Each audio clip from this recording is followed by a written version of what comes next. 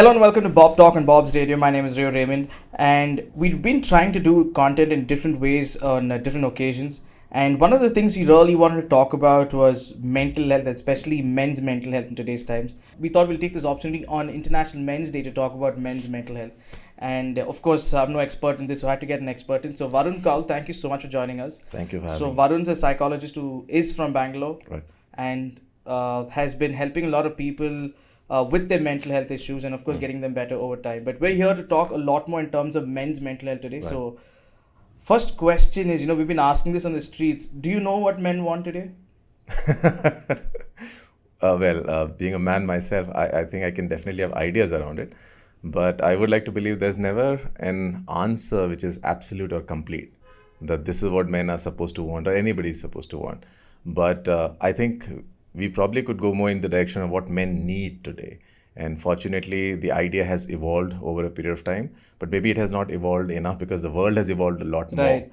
And I think there is a common acceptance that men's emotions have been suppressed over centuries, for that matter.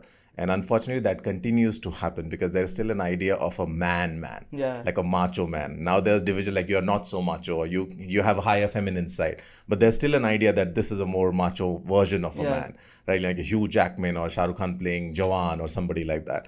And unfortunately, that often translates into that you're not allowed to feel. Yeah. You're not allowed to emote. And unfortunately, again, that extends into suppression. A lot more suppression. And if that training has been extended to you from a very early on, like a childhood experience, that this is not how you're supposed to be, you're a boy and you're going to be a man, this is the inspiration that is set in front of you, that this is what we expect from you. It eventually takes us to a place that we can't even recognize that we are feeling. Right. So I've myself experienced that I know I'm in pain. I would like to cry, but there's nothing coming up here. Like as if there's a barrier here that I have only created, that you can feel it all under it. But then it can't come to your face. You can't show it. And I had to recognize this has been my conditioning, which I've accepted. And then it became a choice in my internal system. And it took me a while I still try to break it. Every now and then when I get an opportunity, like I often encourage many of my clients that if you feel like crying and what is stopping you is that you are in an environment where it's not okay, you will be embarrassed, go to the bathroom immediately. Rush to the bathroom, but cry. Do not stop your crying, because that's like a gift that you have, which we have ignored for a long time. So I think men need that openness, that acceptance that they should also cry, so that they can experience their own life a lot better, feel a lot better. And like they say that if you don't really understand sadness, maybe you'll not experience the real kind of happiness. As well. And so that's why most of the time the stoic version is like, it's like a very version of it. It's not like it's not like bring it on. If I'm happy, I'm gonna rejoice. If I'm not happy, I'm gonna be sad. And that's why so many of us, I think, indulge in substances to then allow ourselves to experience something. And I mean, not just men, even females do that. But unfortunate, but quite common. So I hope this becomes a start where more and more people understand things a bit differently, become more open. And even you mentioned this of how you being an expert in the subject matter, you are human as well. Yes. Right? Absolutely. Like for you to even accept that, okay, I have been conditioned this way all my life, and it's okay to feel this way. But there is so much of, I wouldn't say stigma, but I would say stereotyping that happens over years. There was a time, let's say from the medievals to even like say the patriarchal sort of society that, we grew up in at particular time, that men were supposed to always have a strong hold, strong face, not show any sort of emotion. And in some cases, it was always suppressed and, deeply, suppressed down into them. But today, it's a different ballgame altogether. There is more suppression because of a certain societal pressure that comes in. And then you're thinking, do I express or do I not express? There's a lot that we're going to talk about. But to start with, let's understand where are men today. If we compare, like say, if we compare 10, 20 years ago, like our parents' generation to our generation, how are men placed in society today? I think that's a very important thing to think about. And I guess mentally, because when I say how are men placed in society, I get that. We are focusing on the emotions here and mental health. I get there is similarity in how it was before, and there's a lot more complexity than there was before. Right. Like I have to admit that although there is openness to men experiencing emotion, people encouraging them to experience emotion, but I have not seen the space for that. Now let's imagine I take my own case, that I have been conditioned in a certain way for 30 odd years, and now I'm recognizing it's not good for my mental health, and I'm going to start working towards it. My first attempt is not going to be a great attempt. Correct. Like if I start playing a new sport, initially I'll perform like an amateur, or maybe even worse. And some coach has to be very patient with me so that I continue on that path. Right. But I'm seeing that is not there. So if the day I'm trying to express myself, I'm probably doing a horrible job in expressing myself, and the person I'm expressing it to responds in a brutal or not so kind way, and I am reminded it's better to be quiet. So many men, so many people in our world, so to say, are open to the idea, but I'm still seeing a lack in that patience of that space that it might take, because you are now nurturing someone who is supposed to be an adult already. Right. So you're supposed to have a personality, and you're saying, I'm ready to now modify or unlearn so that I can be a more holistic person, enjoy my emotions a lot more. But where do you get that space? That's not there. And if more of us become more conscious about that, me at an individual level, that I need to be patient with the process, someone else I'm engaging with needs to be also doing it, so that I get that environment that I can do it, and then gradually, hopefully, it will be better. So men today experience a lot more suppression because emotionality has increased a lot more. And it has to do a lot with technology, or so to say, social media, to be specific. You get exposed to so many more emotions, which encourages or forces us to have so many more comparisons, because of that there's a lot more emotional experience, and that's why there's a lot more emotional suppression. Right. So you're saying it is the social media factor that plays a huge role. Yes, absolutely. And before I dive deeper into this, I just want to, it's in a comical way that someone says, even somebody going through sort of a mental health issue, who's going through depression, but they would just say, listen dude, I can't afford depression. Why? Because too expensive to go to a therapist. Right? So have you heard something like this, that have come across, or something of this sort? Well, not exactly in these words, but I can't afford your therapy, or I can't afford therapy. Not that I can't afford depression, but I get where you're coming from. And it's actually quite sad. And I've even questioned myself that that's true. Sometimes therapy is expensive. Why would people go there? And I had to come to an understanding that it's because we are not valuing mental health. I'm not hearing anybody talk about, I can't afford fever, I can't afford COVID, I can't afford a physical problem, because you've just accepted it. That's a part of life. It's whether, if you don't have it, you're fortunate. If you have it, you figure it out. You go to any hospital that you can manage, you pay whichever doctor you can pay, but you carry on with it. Nobody questions it. But when it comes to mental health, everybody questions it. Everybody thinks of it as a luxury that should not happen, or that they will decide they're in a better place, then they'll approach mental health. And that is also the foundational problem. If you don't even accept that that's an aspect of you that you need to look at almost every day, how do you even work on it? If in your head it doesn't even exist, and then you are saying that it is a luxury, that means you are challenging it even when it's coming. So you're making it harder for yourself, and while not working on it. And that's a vicious cycle that many of us It's just a loop that goes on and on. Yeah. But for some people may also say, listen, I think I can handle it myself. Right. It could differ in many cases. Like say, for example, like hypothetically, let's say I'm under depression, but I may have like a really high tolerance and mental strength level that I can pull it off. But I may be just lying to myself as well. Do you think, because a lot of people do this to themselves, like, I think I can I'll handle this. So does that aggravate, or the positive thinking helps them? So there is a possibility that you can probably prolong it, sustain it for some period of time. Because if you're saying you are in depression. When you say sustain, are you talking about depression or holding on to your strength? A version of yourself that you think is still okay. I'm troubled, I'm upset, I'm not at my best, but I'm still carrying on. And I'll continue trying to do that. Maybe I'll catch up with a friend, maybe I'll have some fun time, do some self-care, and come back to it. So if you're experiencing a phase where you're just a little bit sad, something has gone wrong, things have piled up, you might be able to sustain that. But if you're actually in clinical depression, that possibility does not exist. Your motivation from inside would not be there. So even if you're engaging in something, you'll not be able to feel it. Like what happens in depression, mostly you don't feel like doing things. Correct. If you test any of them physically, the medical report says you're absolutely fine. Your blood report, your capacity, everything's fine. But when you say, hey, get up and have that glass of water, I don't feel like it. Go take a bath, I don't feel like it. I've heard people being in their bed for 3 days constantly. Not that they're enjoying it. This is not being lazy and, enjoying that rest space. It's a horrible space to be in. But whenever their mind says, hey, you want to get up? I don't feel like getting up. Even if the mind says. Even if you are trying to get up, even if you know that this is what is good for you. So there is a part of you which is aware this is not good, but there's a bigger part of you which is not letting you act on it. But that also is because you have soaked yourself in that thought.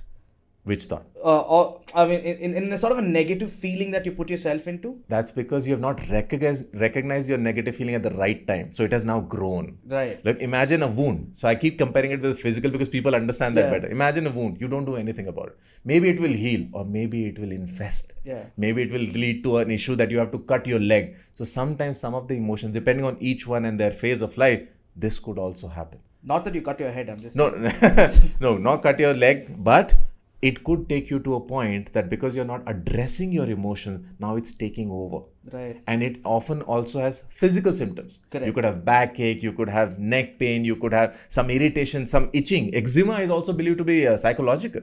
So if you're not attending to your emotions holistically, there is a good chance that eventually it will cause a bigger problem, not just at a mental level, even at a physical level. Yeah. I've heard of these things about, how if you're not mentally in the right space, it affects your gut, and when something affects your gut, it affects the entire system too, and vice versa also. Yeah.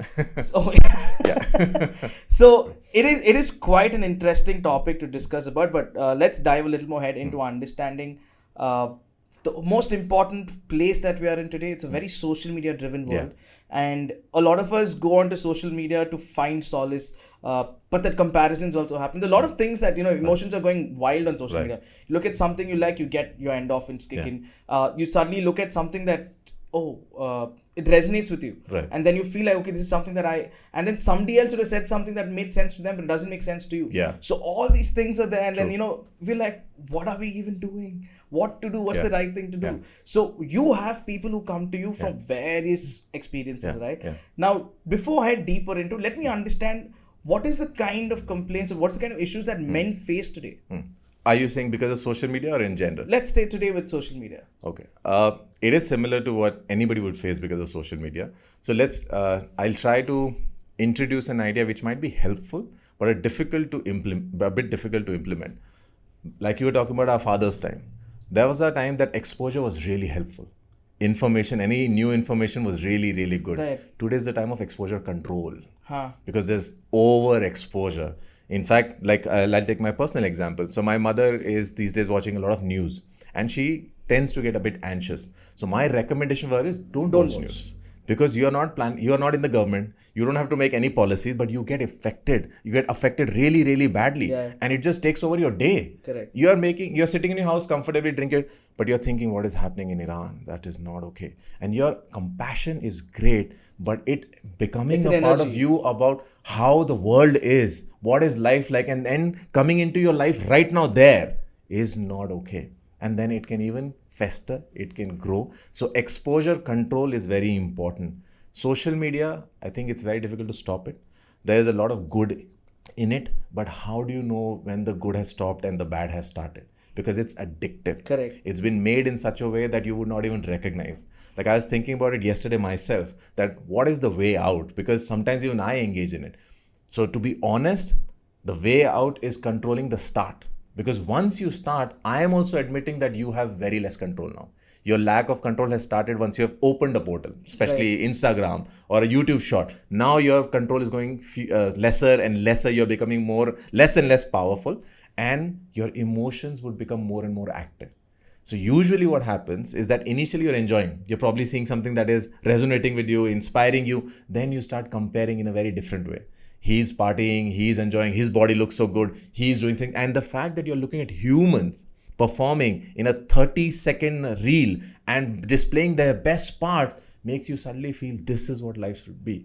But your life is full day. Even if you take like last half an hour, it is not similar to that 30 seconds. Absolutely. And you make that comparison and you start feeling my life sucks. And then, okay, your life sucks. What can you do about it? To reach there is impossible. It will take many, many years, but I want to reach there right now. I want to experience this right now. So in a span of 5 minutes, from a very normal experience, normal day, you suddenly become like, my life is the worst life in the world. And that, imagine the emotional experience of it. There's no inspiration afterwards. You've been drained of your emotion. You've been suddenly made to realize that whatever you've done so far is not good enough. You are not good enough, and you're left with And what does our mind tell you? Find another reel which will excite you. Find another reel which will inspire you. Let's look at this analogy. Say before the whole social media world that kicked in, we were living in television media, radio media, and like say print media. Like this is the media that we always consume. Right. Now you knew there were people who were celebrities. Right. You knew if you wanted to reach there, you would reach there. Otherwise, you'd always take another career path.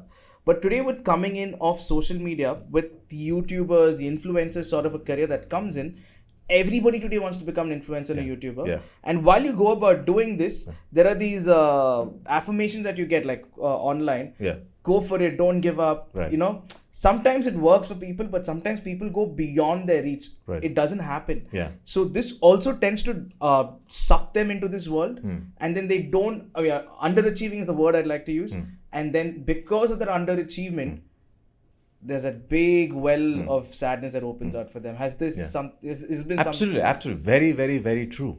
And that is why some of the basic concepts of human comfort, which has existed from the start, like gratitude, humility, they continue to hold true even today, and maybe a lot more than before. So like you're talking about that, how somebody's trying to motivate you. Someone else could be motivated, but someone else could feel, hey, I'm not doing enough. Feels less of an achiever. And this was an interesting case because a few months back, one of my clients was saying that I'm not successful enough. And I asked him, who is giving you the definition of success? And he says, look at my friends, this and that, but I have people compared to whom you are very successful. And do you know there are people in the world, especially our country, where people don't even have food. So compared to them, you are super successful. So then he was just like baffled.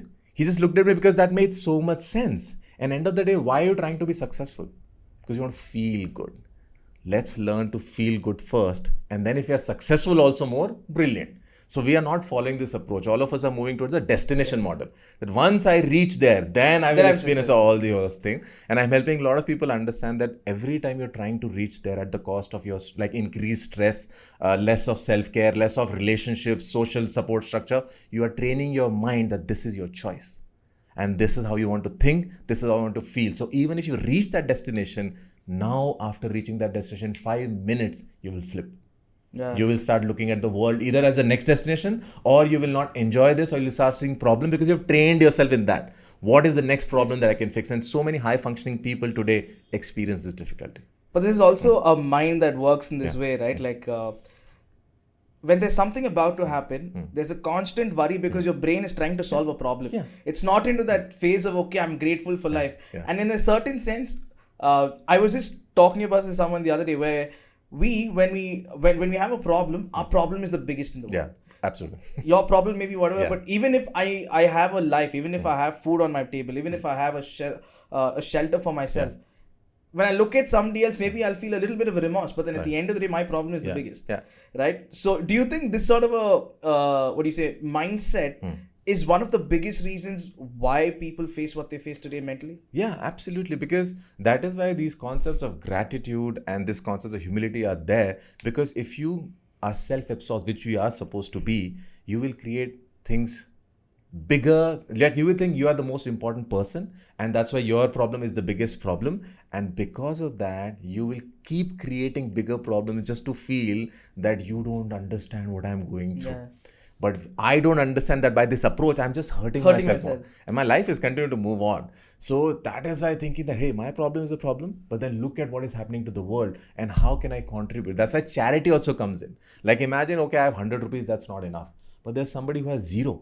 And if I give 1 rupee to that person, that's also me lowering my ego, relating to world in a more realistic fashion.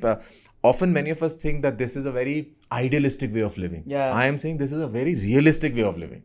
Because end of the day, it's about how are you feeling about it. That's what we are striving for. Whatever you're doing, we are emotional beings. Right. And we are striving for emotion. We might look at somebody flying a private jet.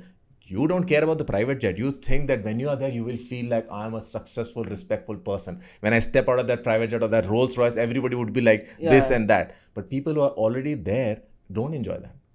They don't care about every salute. In fact, they are wondering, oh, this person is being nice to me only because of my money. He or she has no idea about who I am. So there's such a different experience when you actually get there, unless you've taken a very healthy approach there. So there are so many people I met who are filthy rich, but they are so humble. And I see them smiling all the time, enjoying every bit. They will have a small meal and enjoy that. And even if they don't get a meal, they're okay. But they are filthy rich at the same time. And there are some people who will be a little bit rich, but always stressed, always like my ego needs to be satisfied all the time. Otherwise, I don't feel okay. You just broke a myth. Which one? It's about how when people are like really rich, they have an obnoxious attitude of sorts. But then what you just said is they are quite humble and many grateful. of them. Yes. Many of them are. And they enjoy their life. And they don't need extra money. They are happy if it's coming, great. If it's not happy, learn happiness.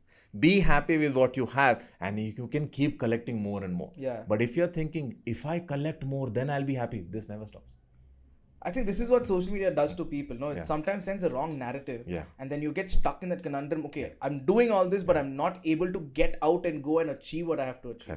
Correct. Practices may go wrong, and then comes your mental health that again hits. This is why I tell a lot of people, like even my friends as well, when you find good mentors, because when you are on social media, you tend to find people who are saying to you things that they've gone through. Right. Their life is different, and especially when we compare things, their journey is different, your journey is different. So these sort of comparisons, these sort of analogies, and yes, there are some people who will give you facts in general that you can practice, but somebody else's story is not your story. I think that's very true. In fact, I've often felt really almost angry when somebody's saying, do this and this would happen.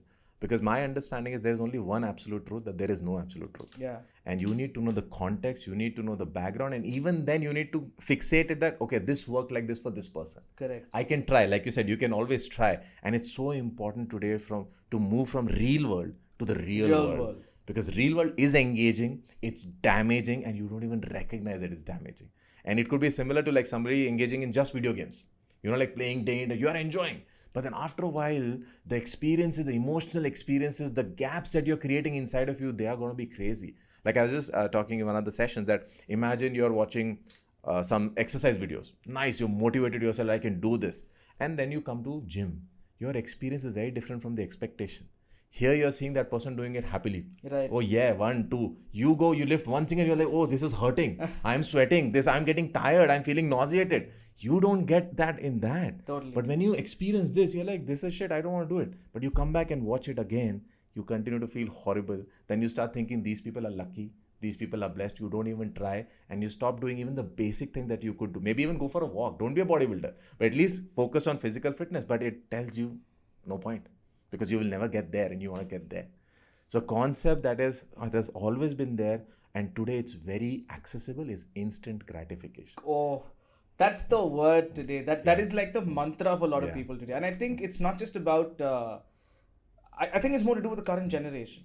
Like but at least because I don't of want what to they're blame being them exposed to. Same here. I don't want to blame them. But I think somewhere, or maybe even people who are from our generation have been driven into this particular format. You need instant gratification. There is no thing about, okay, I'm going to work towards it. If I have to struggle, I struggle. I have to go through this journey to finally get gratified at the end. So imagine if you and I can still bifurcate.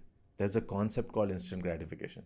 But imagine the younger generation, for them, this is it. There's no instant gratification. This is the only gratification I know. When I ask for something, I get it instantly. If I don't get it, I don't like it. My life is not okay.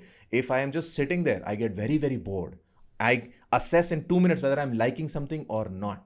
This is an interesting thing I keep sharing in many of my talks that when I was growing up and reached a point where I started recognizing I'm getting bored. Like, it's not so much fun. So I reached out to my father and said, what did you do? Because I figured that at least I have television, music. He did not even have that.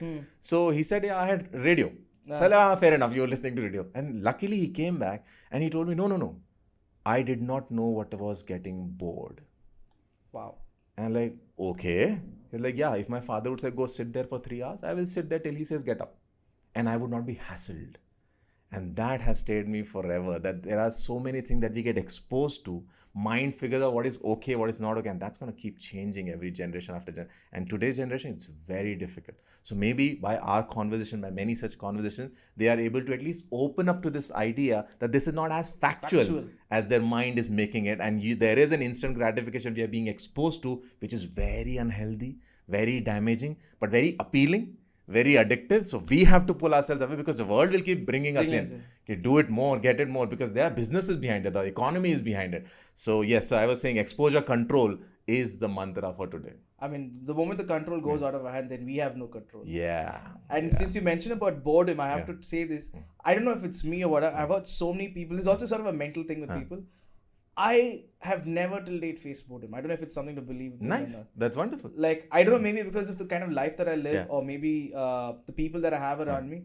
Boredom, no. But yes, I've had my bouts of depression. Okay. I've been able to fight it out of sorts.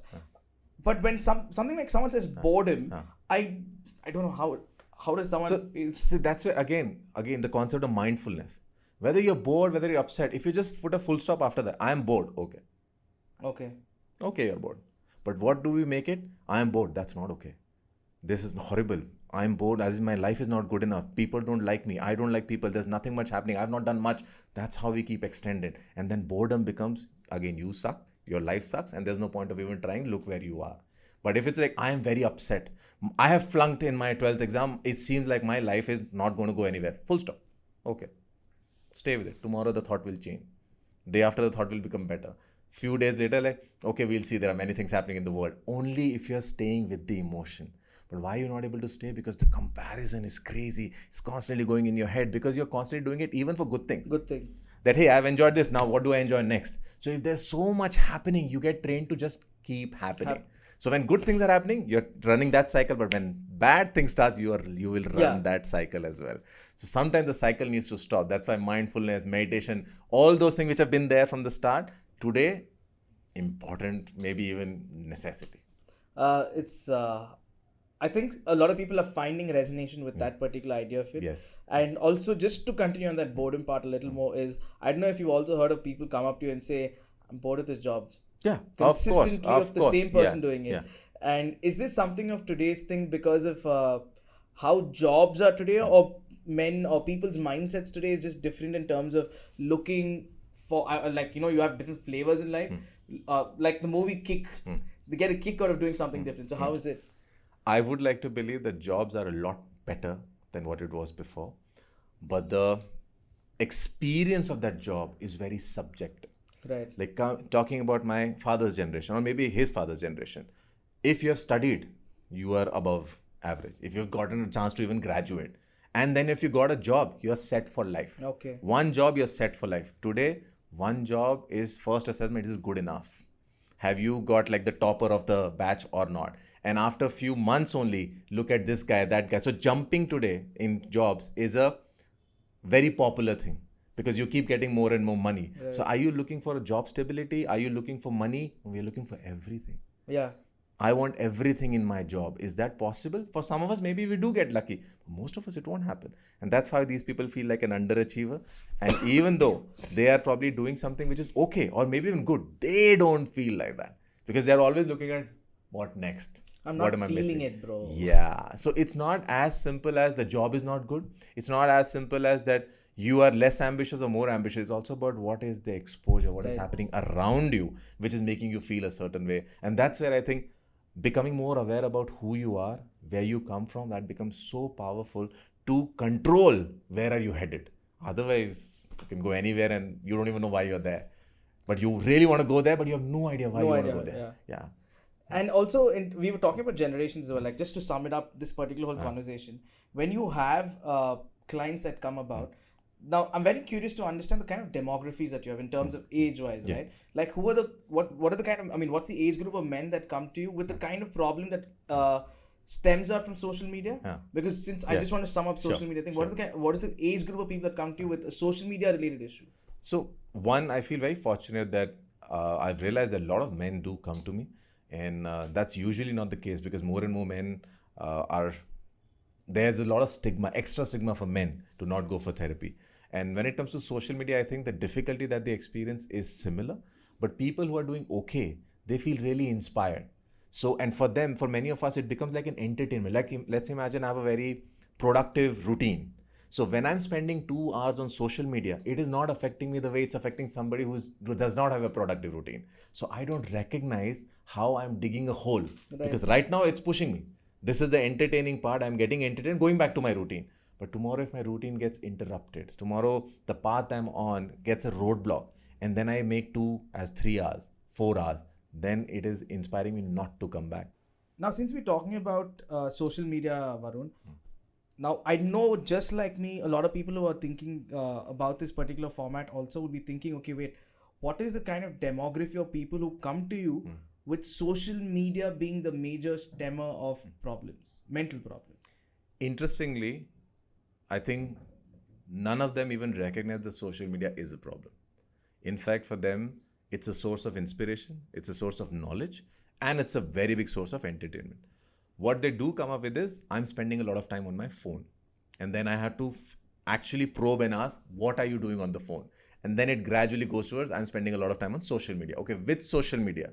So then it comes to Instagram. Okay, what are you watching on Instagram? Just random stuff here and there. So it's random scrolling most of the time without recognizing that it's impacting them. And it's impacting younger generation a lot more, because the older generation comes from probably my generation and has a differentiation in their learning and their conditioning, where after a while they can say, hey, this is boring, it's not entertaining, or I have other things to do. But a younger generation which has been exposed to this from the start thinks this is the way to be. This is how you function. So there is no inner voice which is saying, pull away from it. In fact, the inner voice is saying that you're not looking at the right content. Find something else. Come back to it. Rest and then come back to it. So, and on top of that, like we have been discussing from the start, the emotional impact of it, the negative emotion, the pain that comes from it that they don't recognize. So I think it's throughout the ages. I've been very lucky to have clients from about 12 to even 67 is, I think 67 or 76 was the oldest that I've attended to so far. And oldest did not have an issue. They are more consumed by WhatsApp and the forward messages. Even in my own family, like I remember there was a time that my mother would call me every now and then, say, Dr. Mehta from AIMS has said this and please be careful. And I asked her, do you know Dr. Mehta? Like, it's come on WhatsApp. I said, but WhatsApp, and even I can write, I'm Dr. Mehta from AIMS. Like, no, why would she actually said, why would WhatsApp lie? So there's a concept called WhatsApp University, right? Yeah. I think now people are recognizing that it might not be true. And even when somebody's asking for charity or donation, they're trying to find out if it's true or not. But there was a time that so many older people were really getting consumed. Yeah, exactly. And they would think of it as, this is my source of getting more and more knowledge. And whether you're on the pot, whether you have free time, newspaper were replaced by WhatsApp because it's fastest information, very crisp information. Does that make it healthy? No. Engaging in it sometimes, okay. Engaging in it a lot of times is very unhealthy. To the point that I would tell anybody, unless you are involved, personally involved in the repercussions, consequences or changes, let it go. Focus on something, go meditate, go chill, go take a walk. Because you are ruining your internal system. You're exposing your mind to something which will give you repercussions which you will not even comprehend. Because this is new, crazy information. And it's unfortunately unlimited. And every day, all of them are working on it to make it more and more addictive. And we are producing more and more people. So market is growing, but we are becoming dumb. In fact, many years ago, I had read a research. You can just say that a little louder. The human race is becoming dumber and dumber. Although feeling smarter and smarter. Unfortunate, but true. But hopefully, by the awareness, we can reduce it, if not put a stop to it, and actually become smarter, although we are giving all the smartness to the robots and AI, but internally, we are not growing. And that requires us to go back to basics, going into meditation, learning attitudes like gratitude, humility, enjoying your today, enjoying your presence, and then figuring out whether you build buildings or rockets or whatever, but enjoy your presence first. Learn to be grateful for that. Learn to be happy for that. Then everything else is like icing on the cake. I've heard this from Steve Harvey as well, one of the videos that I watched. The best way to cut out negativity is to be grateful. Start being grateful from the time you saying thank you for just being able to walk, to be able to eat, to just wake up every day and see a new day as well. And one more thing I like to add, when we talk about how we consume social media, we're always like, we want to be like the talk of the conversation with people, like we know at all times. This was the case back in the day when we used to watch TV, we used to read newspapers, we'll come back like, you talk and discuss with even, you saw WWE, Stone Cold Steve Austin did this, you saw India versus Pakistan hockey match, this happened. So you have this information. Today, what was actually, I mean, we're still doing the same thing, but you saw that reel, you saw what that guy did, you saw what this is happening, and you're just randomly scrolling through stuff, and you share, you want to be the first one to share this on your story, you want to be the first one to do something like this. So in this format, like you were watching content like this, now you're not watching content, you're just pan it around like this. You think you're watching the right kind of content, but it's reflecting something else in the mirror. And somewhere, in some sense, like you said, we are getting dumber. We are thinking we're smart, but we've lost a certain sense of direction. Like you said, we've given the codes and the algorithms to the AI that we become what exactly. Exactly. Very true. Unfortunate, but true. But this is social media, like you said. The only way to lead a better life is to have control on what you do. Now, from social media, let's come. One more thing on social media that I want to go away from before I go into the other side is, we spoke of this offline as well. I'm not a believer of this, but I still want to understand your point of view. A lot of men today go through this ideology of being red flags, green flags, right? This was never a thing during our parents' time. I think if they had thought about all of this, we would not have existed at all. Probably. So when you see people talk about, this person red flag, especially some idiotic influencers who keep pushing this ideology, from a mental health perspective, what is your thought? So even continuation of the style of engagement in our parents' time is not healthy. That the only green flag is he a man? Okay, then you are good to go, or you are a woman, then good to go. That's also not okay. But constantly figuring out more and more red flags is also not healthy, not helpful. Is there a particular red flag that is applicable to everybody? No. Let's imagine I'm a civilized, decent human being. Does that mean that there is no way that I will ever be uncivilized? No, I can be. Tomorrow, there's something going on and I'm screaming at the waiter. Does that mean I'm always screaming at the waiter? Maybe, but maybe not. Maybe today there's something else going on with me and I've screamed at the waiter. And you see me today and you judge me. So the necessity of fastly assuming about someone and converting into a conclusion, that's a bigger problem. Creating impressions, okay. I would like to believe impressions are more flexible. It's very important to create impressions. But the minute we have this need that I want to understand you so that I judge you, in fact, I know you better than you, and I'll figure it out by just one green flag or red flag, even green flag for that matter, not okay. Not real, not healthy, not helpful at all, but becoming popular. Again, it is an extension of instant gratification.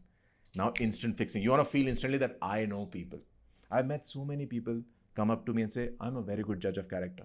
And every time I'm reminded, I am myself not a very good judge of character and I'm supposed to be a psychologist. So I would never claim. In fact, my experience as a psychologist keeps reminding me, unless you know the story, don't even try to judge a character. Don't even have these indicators which are like telling you this means that. Or even if you are, know that it's an indicator.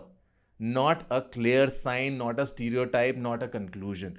Give it time, explore, and then create your own understanding. So whether it's a green flag or a red flag, if you need to engage with that person, give them time, have that conversation, figure it out for yourself. And what could be a green flag for you could be a red flag for me. But do you believe in this concept of green flag, red flag? It's just trying to be a bit more mindful about what you're okay with, what you're not okay with. But these days, that's becoming too much. Like, I feel because of that, people have lost the actual way of, falling for someone or loving someone unconditionally. We are so insecure that in an attempt to be secure, you're caging yourself. Block away. And then in fact, I don't know if I should say this, we don't realize that by doing this, now let me try to create a scenario that I'm insecure, I can't trust anybody, so I create cages, a wall around me. Now who's gonna come in? A nice, kind person who's gonna see a wall and go back, or somebody who's like, I will win you over and I will keep trying, keep persisting till I break your wall? Who's gonna come in? The second one. The second one with an amazing red flag on his head, he's going to come in. And you're going to welcome that person with open arms. That you have finally broken down my walls. Without recognizing he broke down your walls because of his walls. Yeah. He was an unhealthy person to begin with. And you have received them. And yes, maybe there'll be a honeymoon period where both of you are enjoying this. But then eventually there'll be issues that you can't even comprehend. And you will think, where did I go wrong? And that's the whole fallacy of this idea of red flag, green flag. Forget about the flags. Have the experience. Check your experience. Discuss about it. Figure it out. Great. Can't figure it out. Figure out what else to do. But knowing that this is a red flag, stupidity. It's not fair. And imagine if that's what everybody starts doing to you. Yeah.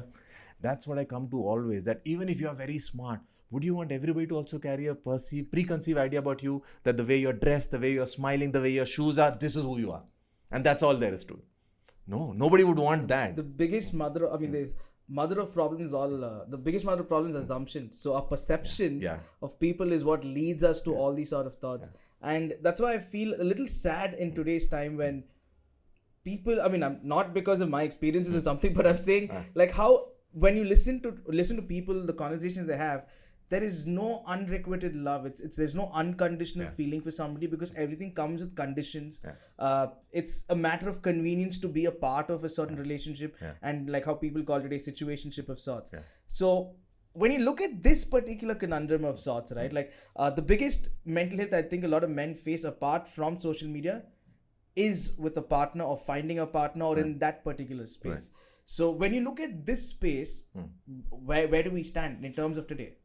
Okay, so one interesting bit that I've written a poem on unrequited love, and after experiencing it, so I could not tolerate the emotion, and I thought I needed to express that, and that was part one of the poem because it was so painful.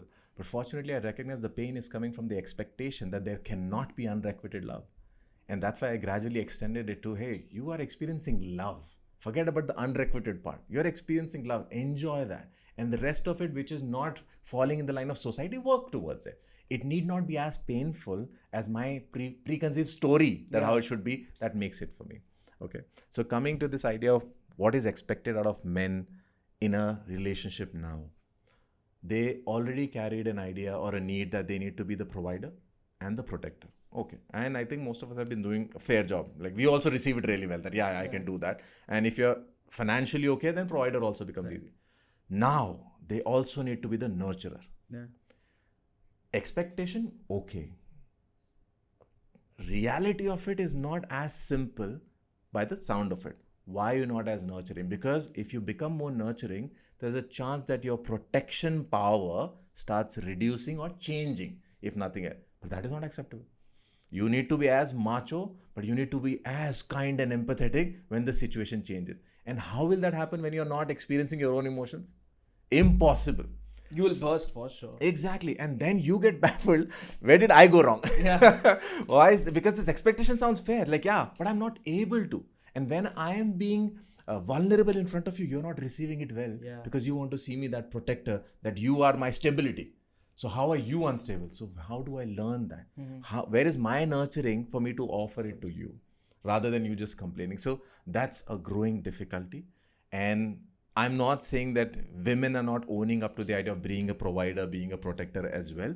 But I think it's fair to accept it will never be the same. There's a reason there's a physical difference and there's a reason there's an emotional difference. And I think if we start understanding it and accepting it more freely, without the what is fair and not, but like, okay, this is how it is, so how do we make the best of it?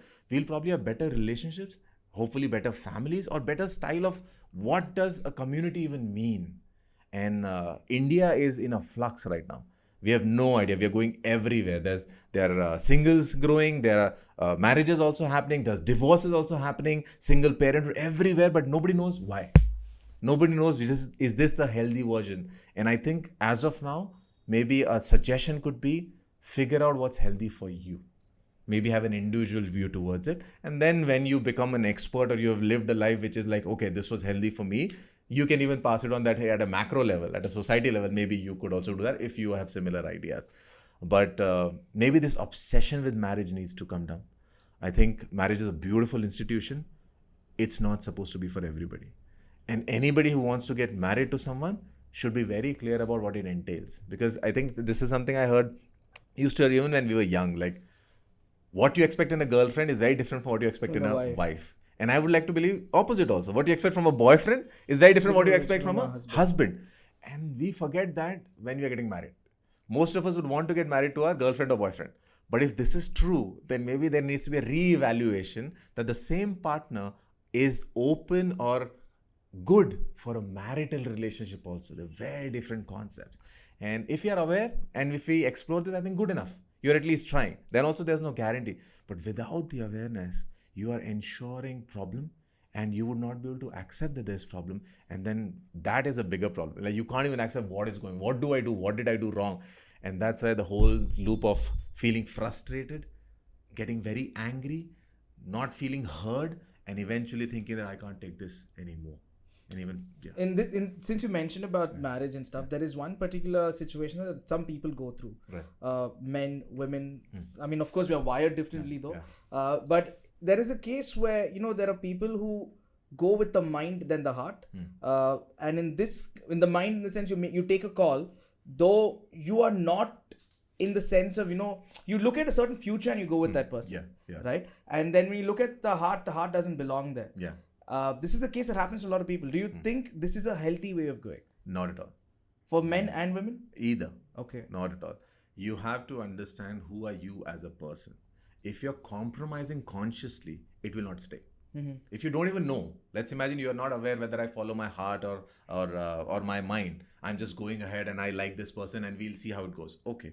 But if you have already consciously compromised that, hey, I don't like this about her, but at least she has this. Eventually, whenever there's a problem, this part will grow. Right. The part that you have not liked. And it will keep growing because issues, conflicts are very normal part of any relationship, especially marriage. And then you will not have an answer to that. So it is very important to come to terms with it. Find a version which is like an acceptance for you or be able to even move beyond it. Otherwise, it will grow. So for anybody, carrying a holistic view of a relationship, I believe, is important, especially when you're looking at a long-term goal that we want to be together. And more importantly, if it's marriage, future alignment of goals. Like I have a couple that I know of. One person has always been a passionate musician. Other person is typical corporate person. And interestingly, the musician is the guy and the corporate person is the girl. Now they have been together. They love each other. They are beautiful people, wonderful human beings. I love both of them. But like as a friend. But in this journey, eventually it turned out that one person is just supporting the other person in their struggle and being very happy about it. But they are not enjoying each other's success. Company. So let's imagine that I'm that guy. I had a good show. I come and tell you, hey, I had a good show and you're my wife or girlfriend. And you said, okay, great, keep trying. Happy for you. Because you are not into music. So you're not celebrating the success the way it should be celebrated. You are celebrating the success, okay, my partner is doing better. You're not enjoying that music. How far will that go? It won't go far. Maybe 10 years, 20 years. In fact, the future is, let's imagine this person becomes a rock star. He would lose interest in this because right now the funding is coming from the corporate work. So the corporate works have some respect. Otherwise, personally, this person feels all corporate people are suckers. Yeah. Blood suckers rather. So the day he doesn't need the money, this will grow. That you are also a blood sucker. You always look down upon me. And do you think they'll be happy together? No. But this is a case-to-case situation, you said? Absolutely. Absolutely case-to-case. Here only, let's imagine the partner has been like, oh, I love music. I could never follow it and I want to support you. So then every time you do that, you're in the shows, you're going, very different.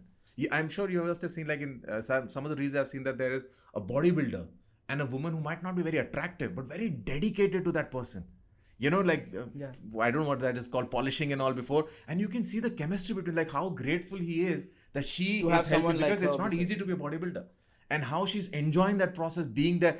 Did you do this? Did you do that? La la la. So that is, they are celebrating each other. They're enjoying with each other. And then any couple needs to have that. And if not have, build that. Because if not, you eventually come to roommate, flatmate. What's the point eventually? Earlier, our father's day, there was still a practicality attached to it. Right. Where will the money come from? One person is the provider. Who will take care of the house? Who will cook? One person is a nurturer. Whatever. So today, the man always went about to... Yeah. So it was a necessity to continue a relationship. Then on top of that, kids would also come.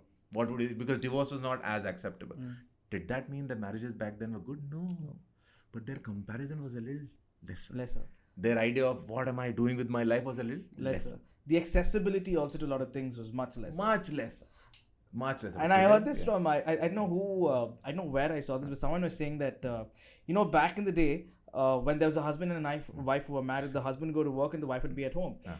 The only time the person would like probably call over phone. That is the only accessibility to connect with anybody, but there was no connection of sorts. Right. So the husband would finish work and come back home, and the only person he would meet is the wife and maybe the children or any relatives that would come back.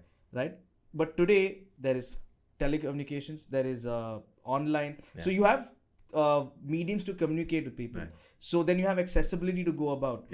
So sometimes you don't find that joy at home. You go out as well to find. And the case is both with men and women. I'm not saying it's a thing. So has this been a factor like tech today? Tech, yes, both good and bad. In fact, you have reminded me that how we are carrying everything everywhere. Yeah. Like I think 20 years back when laptops were becoming accessible, so the problems that a lot of corporate guys were facing was that my boss can reach out to me anytime. Like if it's 12, there will come a message that check your mail and you have to respond to it. Now imagine that is the element for everything. Your kids are connected to you, and forget about family. Even if you're a single guy, the whole social media is connected to you. All you need to do, you could be checking your calendar. Suddenly a notification will come, Instagram somebody has put something or Facebook somebody has put something, and you're like, big deal, one reel only. Tuck. And I've experienced that. And tuck, tuck, tuck, tuck, tuck. And it tuck, goes tuck, on and on. Gone on and on. And ends up mostly making you feel either horrible or eventually take you to a place like, why did I do that?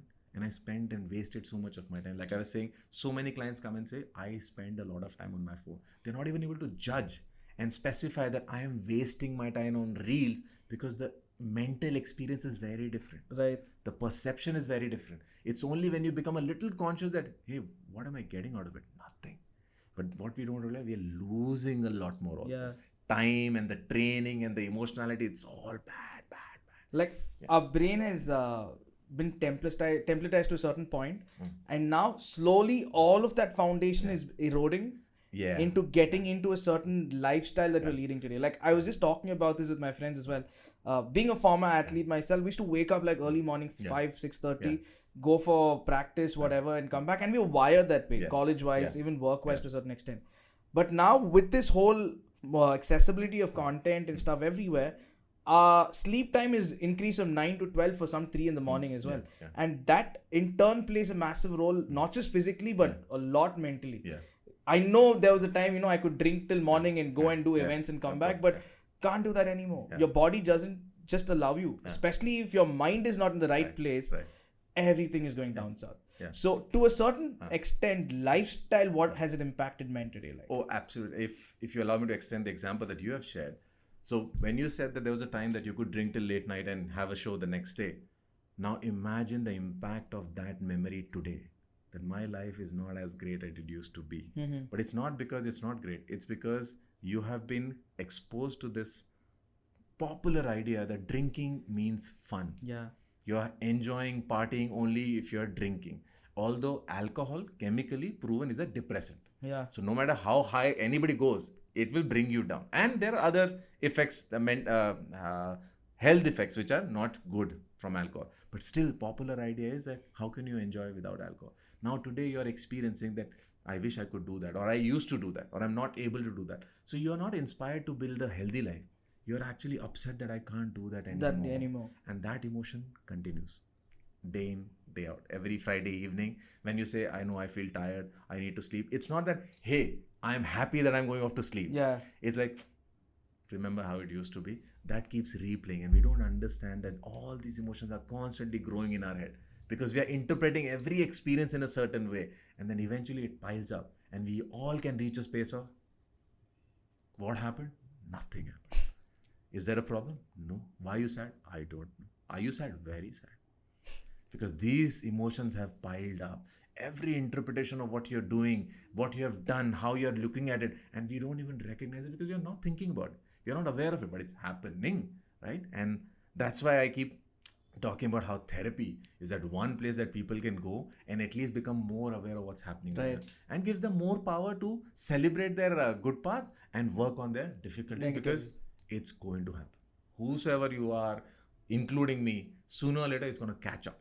And it's going to make it worse. Unless you're doing some self-care activities, some self-awareness activities, then also problems will come, but you'll be equipped to manage it. And more importantly, you'll be equipped to be aware that, hey, something is off. What is the biggest reason that men go through depression or mental health issues today?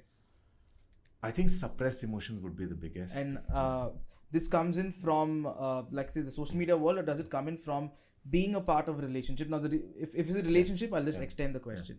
Is it relationships that suppress them? No. I think that it's a tendency to suppress emotions. Like in the society in general. Yeah. Now, just on that note, again, I don't know why, I mean, sadly, but truthfully, it's the social media that plays a lot in every aspect. Of course. So there is these things about how, like we're talking about how men should be, right? And one of the things in today's world, like as stoic and as confident and as masculine as we were portrayed to be at one point in time, today men are expressing. But in a similar case, what happens is when men express, you ask for the man to express, the man becomes vulnerable to maybe that one person or to a few people, then the man is termed as weak. Right? And then the man, after that hit, the man doesn't want to open up to anybody else at all. So what I'm just not able to figure out, how does this person go through this sort of mental trauma and come back out of it? So that's real. And like we were talking about how there's no space for that person to become more and more vulnerable or accept their emotion. So maybe at a society level, we can be more mindful that let this person open up, give them that space. At a personal level, we need to recognize it's important. So I have often reached a space that if you're not finding a right person to talk to, yes, engage in therapy or use world. Go outside, take a walk, look at somebody you can absorb a point of view from, which will make you feel a bit lighter. It has often helped me that when I step outside, I see so many people less fortunate than I am. Because right now I have the power to take a walk because I don't have to worry whether there's food on my plate or not. But there are so many people outside who could be unwell, who could be facing same relationship issue, but they can't step out. They can't go for a walk because if they don't make this money today, they don't know if they're going to eat. And unfortunately or fortunately, I've even experienced that place, that if I have not worked today, I will not get food tomorrow. I will not be able to pay my rent. And sometimes I wonder, was that a better place to be at, more peaceful? Because the focus was so clear that I need to earn this and then I could do that. And yes, it's true. That's why there's Abraham Maslow's need of pyramid, which is the hierarchical need. So our basic need, food, water, shelter, then safety, security. Once that is met, then self-esteem, self-love, all those things, which are limitless. No matter which food you enjoy, you can't keep consuming. Right. There will come a point that you'll say either I have to puke or I can't take this anymore, even if it's your favorite food. But when it comes to happiness or feeling recognized, feeling respected, feeling powerful, there's no limit. Right. You can keep feeling, bring it on more and more. And it's very addictive. Once you've experienced it, you want it more unless you've understood the concept of humility, gratitude. Right. So I often take these examples of Shah Rukh Khan and Amitabh Bachchan, especially Amitabh Bachchan. Amitabh Bachchan, according to me, carried a little egoistic view when he was 50 plus and he still wanted to be the hero in the movie. And many people said no because his movies were going flop. Then he was so egoistic that I produced it myself. He made ABCL, right? So, and he went into loss, I think 90 crores, I heard it. So, and that was the time that nobody cared about Amitabh Bachchan anymore. Only bank creditors were reaching out to him. And he was really upset. And everywhere the voices were that you are Amitabh Bachchan, you are Amitabh Bachchan. And then he had to shut off all the voices. He sat, I've heard this in his own interview. He sat down and he said, okay, there's a lot of money that I need to pay a lot of people. It's embarrassing, it's disrespectful, blah, blah, blah, blah, blah. What can I do about it? Okay, you can pay off the money. How do I pay off the money? I need to earn money. How do I earn money? What is the fastest or the best way that I can earn money? I know acting. So I can act. That's when he went to Yash Chopra. Said, my friend, I need a job. Any job in acting, you get mohabbat happened after. KBC, when it was offered to him, everybody told him not to do it. Any film star, when they do TV, because this is not Hollywood, so you are not George Clooney. Everybody told him that. But he asked himself, okay, is this a respectful acting job? Am I acting in it? Yes, I will do it. And we all know what happened to KBC. He turned the whole idea that after that, Shah Rukh Khan, Salman Khan followed him. So that's the power of humility and going within and asking who you are. To hell with what people think who you are. To hell with the image that you have created. Who you are as a basic existence. And for him, hey, I've been acting for 30 years. That's my basic reality.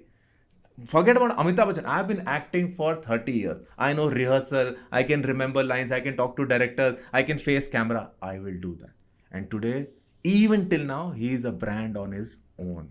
But that's a thing about life, right? Like no matter how big you go, if you're humble, it's because of what you've seen in your journey. Yeah. And somewhere all of us, have this ego boost that happens, and then you're suddenly pulled on by life and said, "Hey, listen, can you calm the fuck down, please?" Now let's go into a little bit in terms of the stats that talk about how we men are not, I wouldn't say portrayed, but in terms of how we are affected in terms of mental health. Okay. For somebody, I mean, we're definitely differently wired than women. That we have to agree. Yes. And I think everyone will have to agree on that. And we should remember also. Yeah. And one thing is that men are more prone to die by suicide than women. Yeah. What is this reason? So interestingly, whenever this has been presented without the stats, it's difficult to perceive, it's difficult to receive, because people often think that, hey, it must be women because they feel so much pain. You have seen them emoting so much. What we don't recognize, suicide is often a plan that comes to a mind where you feel very hopeless. And we don't realize that we often feel hopeless when we are not processing our emotion. Right. When we are not able to experience what is going inside of us. And like we have been discussing, that men are more prone to suppressing their emotions. And sometimes we don't even recognize. After a point, we reach a point that suppressions become breathing. And we don't realize, but feeling continues. Our heart is constantly absorbing, interpreting, but we are constantly suppressing. And then we reach a point that we can't take this anymore. Right. And there's no ray of hope at all that comes out of it. And it absolutely makes sense that it's all darkness. And it's mostly because of suppressed emotions. And whenever a person who is suppressed, and like I said, my first attempt would not be my best attempt. Right. And on top of that, now that I've suppressed for so long, people don't know I've suppressed. Even I don't know I've suppressed. But I've not exposed my people also to an emotional side of me that existed inside, but I've not exposed them. Right. So when I do that, they often get surprised. Yeah. I didn't know you're like this. I could have never imagined like this. And that goes back as a negative feedback. That, see, I'm changing my impression. People are not judging me. They're not giving me that space. It is better not to say. Right. So suppression over a period of time then continues to support more suppression. And that leads to bigger problems because you're emoting, and then can take many of us to a point that you feel hopeless, you feel worthless. And it's not because you are that, just because the emotions have not had the space to even come out. Yeah. And when it did come out, it was not received well. So it again went back. In. Yeah. So suppression made sense. And then due to that suppression is why the decisions are made. Why there is no decision making. But also the decision to end one's life. Because that's the only thing that you see. Right. That makes sense to that mind. Imagine a dark space and you are there for a while. Right. If it's just today, you'll be like, okay, power will come, somebody will come. But it's been a day, 2 days, 3 days. In fact, you see light all around that dark space, but you are in that dark space. So you start imagining, this is me. And what is the point? And the pointlessness of it, and the lack of hope, the lack of any possibility of it changing, improving, because you are suppressing emotions, that's hurting you. You tried expressing emotion, you were forced to suppress more. So there's no ray of hope in the future. Yeah. What will you come out for? Like all that hope is just gone, depleted. Do you think men are misunderstood in today's society? Heavily. And but it's not just because others are misunderstand. We don't understand ourselves also. That's why it just supports the idea of being misunderstood. Yeah. But from the opposite sex is what I'm asking you, because of the kind of way things are being portrayed. Yeah. I'm again raising the whole idea of social media, and also because social media is what stems into real life as well, because people consume and end up doing certain things based on that. So do you think men are often misunderstood today? I would like to believe anybody can be misunderstood. But there could be a growing idea of perceiving a man in a certain way which is not at all healthy. Like I was talking about, that if you're looking at the nurturing side of man, it would impact the other side of a man. You cannot grow holistically in every direction equally. Right. The opposite side. So when we don't give that space, that if somebody is adding a quality of being a nurturer, which has not been their natural style, but they're opening up to the idea that, hey, this seems healthy, this seems beautiful, and maybe it's also need of the hour. So when they're adding that, they're also taking away from other parts a little bit. And that space needs to be given. Feminism seems to be very popular. My idea of feminism is striving for equality, because like we figured out that we are not equal. So there's no idea that it can never be 50-50. It's not supposed to be 50-50. But you keep trying. Sometimes maybe I'll be in a space that I'm not able to understand things. You can help me. In fact, you can help me from a different point of view, because you're a woman, you are thinking differently, and vice versa. And sometimes you can even stand up for me. You could even be my force to allow my force to come out. But to think that, no, you can never do this, I'm always supposed to do this, not fair to you, not fair to me. And this idea of feminism which says that, hey, give me all the right, but also be chivalrous. I don't think that's fair. Because chivalry means I'm taking extra care. Being respectful, very fair. Being kind to each other, very fair. Opening the door, I don't get it. For me, it's actually futile that you get up, you go to the other side, open the door. You make sure if your partner is falling and you are there under her, absolutely fine. But just making sure that she's opening the door and you find that it's nice, it's problematic for me. You're expecting something that, one, I am saying that you're not capable of opening the door. I'm not being nice to you in a nice way. It's not a respectful, healthy way. I would rather hold your hand and walk with you. That's absolutely fine. But I'm holding my hand because I don't think you can walk. That's not fair. Because tomorrow if I'm not there, both maybe just today or I've died, am I going with an idea that now you're going to suffer the rest of your life unless another man, a good man, comes into your life? You're making it dependent. So any couple or any partnership needs to be open to the idea of growing together, learning from each other. Maybe as a man, because I'm stoic, sometimes when you're being emotional, I can give you that stability. And if you're expecting me to be more emotional, maybe you could offer that to me first. Help me understand that parts that I have not understood, because I will also help you grow in the parts that you have not grown in. Like, very simple example, maybe even coming from a very patriarchal style. So many women have not learned driving, especially if you're in a suburban area. And that's never, but they've learned cooking. They've learned very nice cooking. Now, I have not learned cooking, but I've learned driving. I will help my partner to learn to drive rather than saying, why can't you drive? Why are you dependent on me? So this is me growing as a partner, and my partner also supporting that idea that, okay, let me drive. If not today, I'll go for a driving school. That's also her growing. And when she does that, what we don't realize, I am experiencing a respect that I could not have experienced before. She's coming into my world, I am coming into her world. It goes hand in hand. It's always a two-way street. It Absolutely. can't be where only I lend my hand out or stuff. So anybody who feels, I am sorted, you are not, it would make the other person feel misunderstood. Miserable. Let me figure out who I am and let us together figure out who we are and who you are. That's a holistic process and a healthy process. And that's something I would fully support. And because of this ideology of misunderstanding, there also comes in, like, women look at men, or rather, especially looking for a partner, what happens is some men tend to get taken aback because of the ideology of the perfect man. And I know for a fact, we as men will never be perfect, and women also can't be perfect in many ways. But it's about how you grow together as people, as one, right? When you come across situations like this, of course, it's very heartbreaking for a man in a sense when, when a lot of things don't fall in place, and also in a certain sense, mentally it just takes a toll on that person. Absolutely. For not being a certain kind of way to be expected, one. And second thing is, let's say a man is looking at another guy, and he sees certain qualities. Yes, he wants to better himself, but that doesn't come out naturally for him. Right? Men are different from each other. There are certain DNA as men that exist in all of us. But when it comes down to certain attributes, certain qualities, we differ from person to person. Can we, when you come into a certain situation like this as a man, how do you deal with something like this? One, I think being aware of that we are different, although we are all men, we are different. There is a certain expectation that society puts on us. And if we are able to respond to that, well, I think it's good. I would admit that I'm sure there was a time that I was also learning and training myself how to walk, which is more stylish, which is more manly, how to pick up habits or responses which are smarter, or people would hear it and say, hey, look at him, he's like that.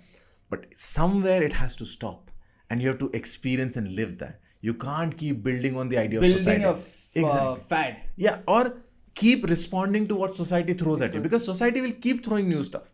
Whether it's attitude, whether it's fashion, it will keep throwing. Somewhere you'll have to say, okay, I have found my groove.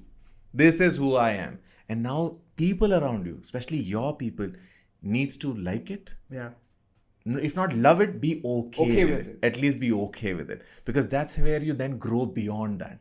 Grow beyond your style of talking, grow beyond your style of how you are presenting yourself, but you go deeper into who you are.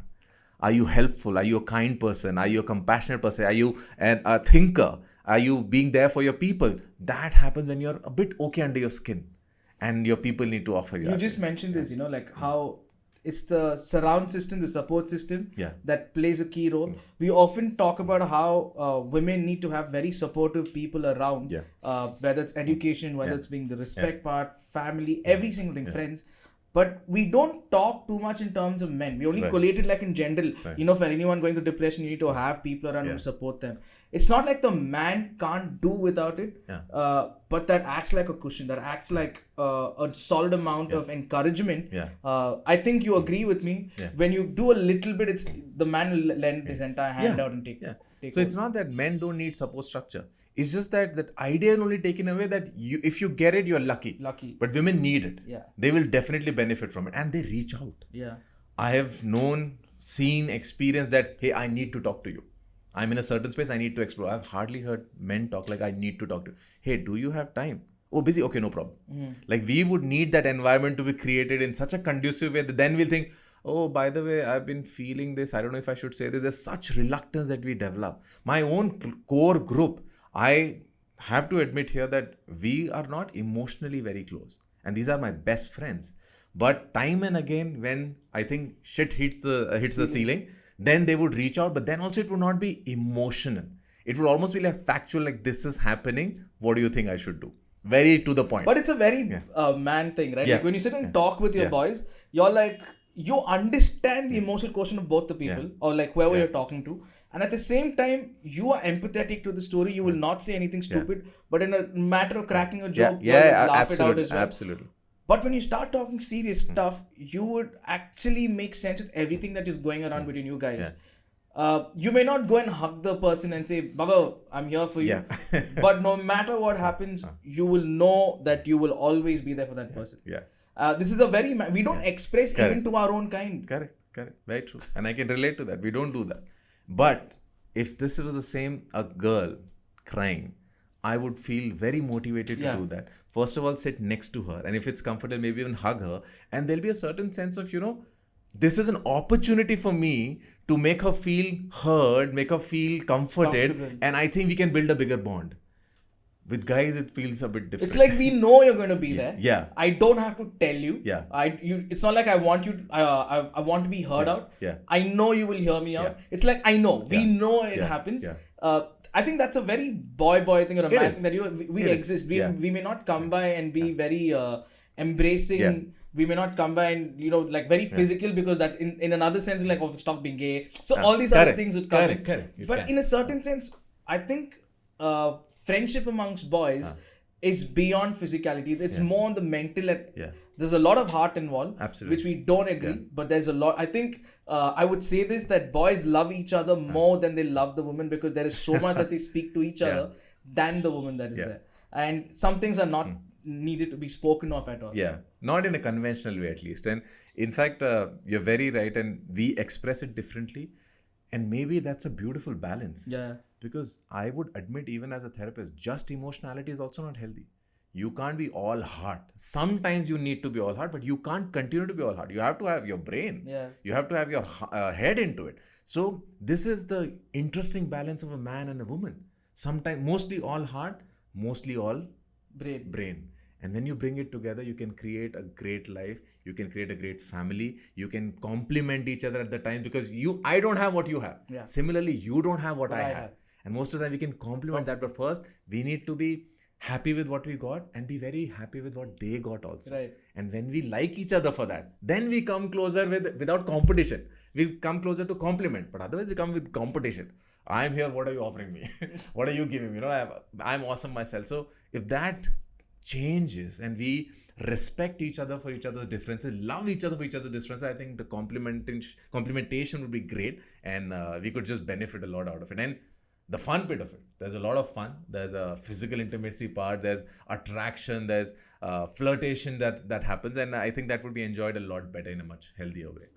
I'm going to come back to the man and the woman bit, but just going a little more in terms of men.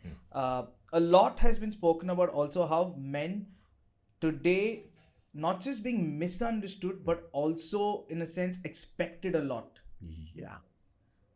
What is this kind of I mean, there's always been expectations, not like there's never been. But today, what is the kind of expectations that subdue men so much? So I'm gonna say something which could be very controversial, and some people could think that it's unfair or wrong to even say that. But let's look at it very objectively. We were just discussing how women are expressive. Social media gives you the chance to express. So they're constantly expressing their problems, and which is popularly becoming what is wrong with men. Men who are not expressive don't even know how to respond to that. They're just listening. Okay, so this is another problem that I face. So this is just building, and because they are voicing it more clearly, they're articulating it beautifully. Does that make it real? Yes. Is it true? Maybe not entirely. I don't believe that's the entire truth. And that is what hopefully gradually changes, that when men open up to their emotions, their ability to articulate their responses, the ability to even understand what the complaint has been, it will become better. Right. But it won't happen till we start emoting, till we start talking. And let me take this opportunity to tell all of us that start expressing yourself more. Even if it's uncomfortable, the response is not good, start expressing yourself more, because that will allow you to understand yourself better, and that will allow you to help yourself better. You are already doing a fabulous job, but we are emotional beings. Can't help it. And even in the field of psychology, there are fewer men. And unfortunately, there was a certain idea that there's a certain kind of men who go into psychology. Right. I'll admit that till the time, so I'm a corporate guy. I come from finance background, I'm a commerce graduate. And I gradually figured out, hey, this is not what I want to do, and I want to follow my life's passion, and this is my calling. I was a very different person in this community. Somebody like, it doesn't make, in fact, I was asked by one of the companies of counseling that you don't fit here. What is a guy like you doing here? So all of us are emotional beings, but so many of us get so heavily trained for suppression that even if we have that quality, it doesn't come out. It took me a long time to reach out that I could think of something else other than MBA, investment banking, or like back in the day when I was in school, I could not have even fathomed the idea that psychology could be pursued. In fact, for me, arts was either for girls or dumb guys. Totally. That's the only thing. So but arts today not that an option. is the biggest stream. Yeah, now I wonder, what if I had joined then? What would be my thought process? Maybe whatever, I would like to believe everything is happening for a reason, so it's all good. But the fact that there was not even an option to consider that. And the reason was psychology is for girls or dumb guys. That's the perception I only carried. So I don't think it was the perception that we carried, but I think it was also told to us in a certain way that you need to find a career, either be a lawyer, or forget lawyer, medicine, engineer, accountant, chartered accountant, like these very well established tags or office roles or roles that you need to play. So that you can be the provider. But the moment you go into arts, it was like, okay, you do journalism, what else you'll do? That's all it stuck to. Or you could be a professor. There was nothing beyond that was told to us. But then it started breaking over time. Then arts became the real big player in the education system. Correct. And fortunately, it's evolving, but unfortunately, it's not evolving as much as it should. Till now, most men carry the burden of being a provider. Right. So many of us are not pursuing life. We are pursuing society's idea of life. Right. We are pursuing consuming idea of life. You need to become a consumer. Right. How great of a consumer are you? Are you buying Fossil wallet or Louis Vuitton wallet? That is what you're planning for. Not like, do you even need a wallet? Do you want to carry money? Or do you want to look at nature? Do you want to carry your camera around? Do you want to display some part of you which is different? That is not being expressed because money is becoming the priority. It is changing. Me setting an example is also something that I'm grateful for, that I could also do that. But I have to be honest that there was a point where I let go of money to pursue this. Right. I let go of the idea of career, family, everything just in the pursuit of let me figure out what my passion is. That's quite scary. That's quite risky. And I hope that also eventually changes, that you can pursue your hobby, your passion, your inclination, and at the same time make a living. Yeah. What we want to make the living. So if we start promoting this idea of making a living, we would have amazing people out there who would not only be great at whatever they're doing, and we would have creations in the world which would be crazy. We already have, but we'll have manifold of it. And these people would be happier people. Yeah. These people would be emotionally emotive. They would be receiving others and giving themselves. Yeah. And that's how we move towards a better society. I think more than AI, we need HI, human intelligence. We need to work on ourselves. And if we do that, AI would not be needed anymore. Convenience would be addressed as you creating bigger issues in your life, you making yourself dumber, weaker, and sadder. And when you recognize that, maybe we'll all cancel AI, become more basic in our approach, experience life a lot more, experience each other a lot more, and happier place. But that at this point sounds very wishful. It's a very big debate about capitalism, if it's going to be needed or not. But where there is capitalism, there is development. But I always believe there always needs to be a balance in life. Like you can have a little bit of everything to don't get consumed by it. Right? You can consume these things here and there, be knowledgeable, to have a balance. And I think we will always find the balance in life if we create a balance amidst us. Now, another thing about the men in today's time is also not just about expectations, but also comes in another point where we are living in a society that is not just pressurizing you, but also ridicules you. And I want to understand your thoughts on this, because I believe men have evolved a lot over the last not 10-20 years, but over time, from a very medieval to patriarchal time to now where we are today. I mean, not saying that patriarchal is a time, but it seems like a timeline now. But now I think men are more liberal, men are more supportive to women as well. But yet there comes a statement by many of people that say when we say not all men, it's like a trigger for a lot of women. And that sometimes when the woman comes back at a man with a certain amount of aggression, the man is not able to handle that aggression, because he's like, I feel where you come from, but then I'm not the same person you think I am. How does one deal with this? Because this is not all women do this, but when some do it, it's like it comes across very, very aggressive. So again, I'm probably going to say something which is going to get me killed, but it's okay. I mean, that's what I have figured out so far. Men are more physical in their approach. And because we have understood today that they don't emote, but they feel. So unfortunately, there's an internal system also which is pushing them towards being physically aggressive, which is not acceptable at all. I am not at all normalizing physical abuse, but I am understanding or trying to understand how come a guy that I know personally, who's mostly so nice, so kind, is also a physical abuser sometimes towards his partner. Now, where is that coming from? One, because suppressed emotions cannot comprehend and we have learned physicality, so that's what the mind gives you, that this is the reaction that you get because you don't understand. Now, second part, women, very emotional, very articulate, but their emotions are complex. We are a little bit more simple. We'll try to figure out, okay, this is the problem. What do we do about it? Here, the expression is more important. Problem solving is not that important. And the expression of complex emotion. Yeah.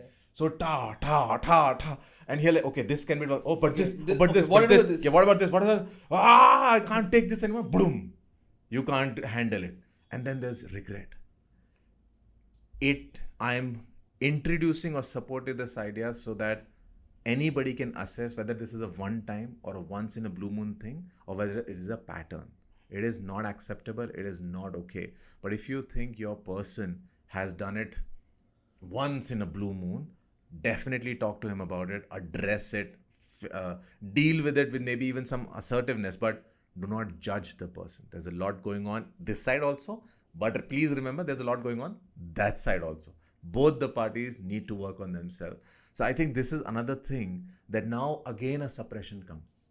So I have known a lot of people, including myself, that I have punched a wall in my anger. Because in my head it was clear I cannot hit a woman, or I can hit a guy, but I can't hit a woman. Like road rage, you can hit a guy. Yeah. We are all very clear about it. And even women are clear about it. Because how often have you heard, how can you hit a woman? Yeah. And sometimes these are feminist women. And the funny thing, even guys, how could you even raise a hand on a girl? Correct. Even guys are like that. I am saying, yes, you should not raise a hand on anyone. In fact, you should not reach a point that you need to be physically aggressive.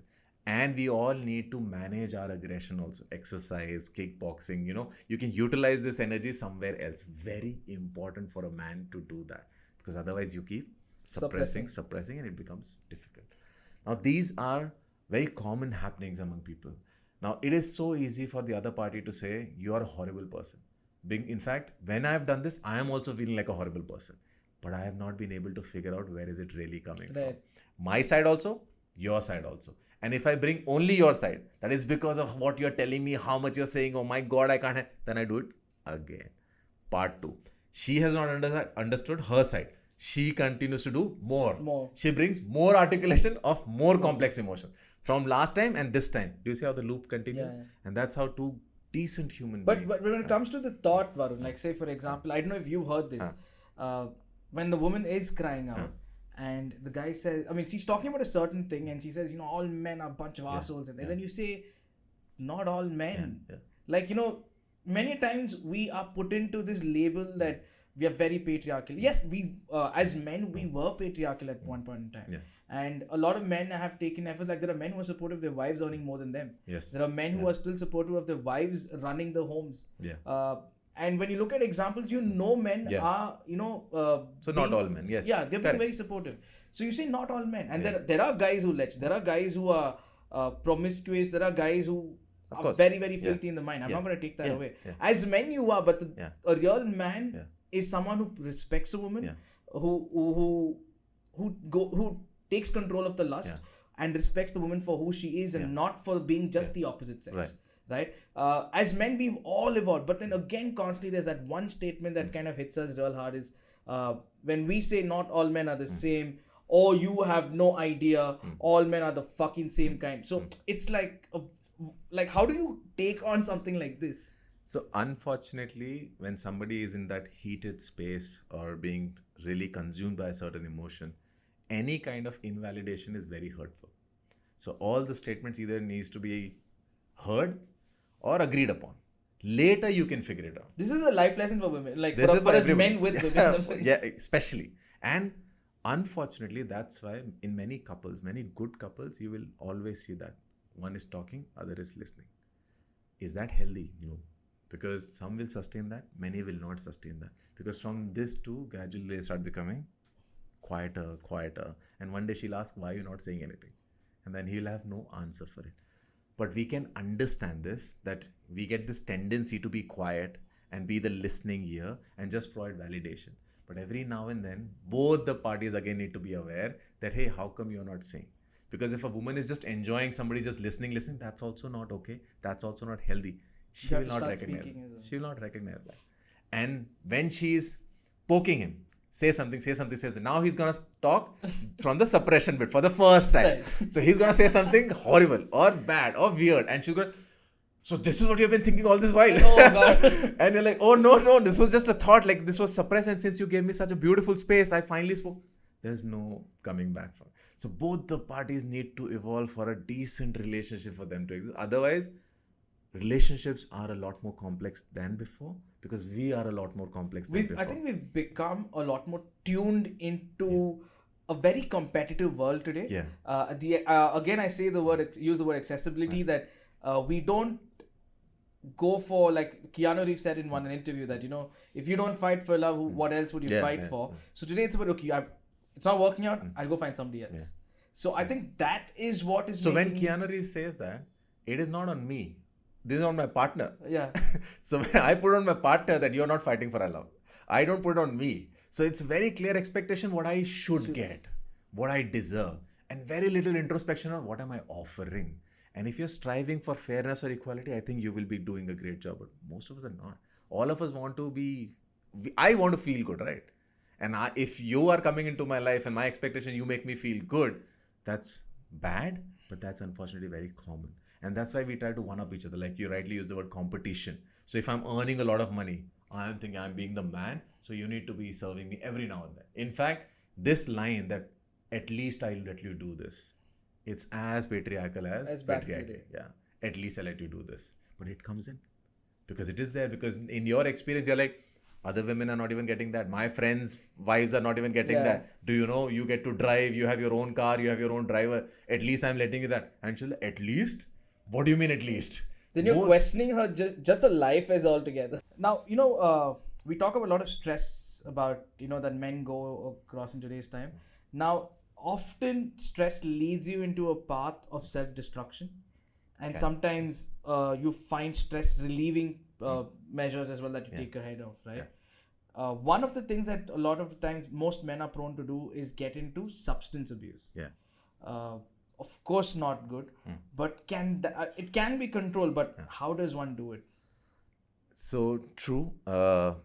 As a coping mechanism, men tend to indulge in substance use first.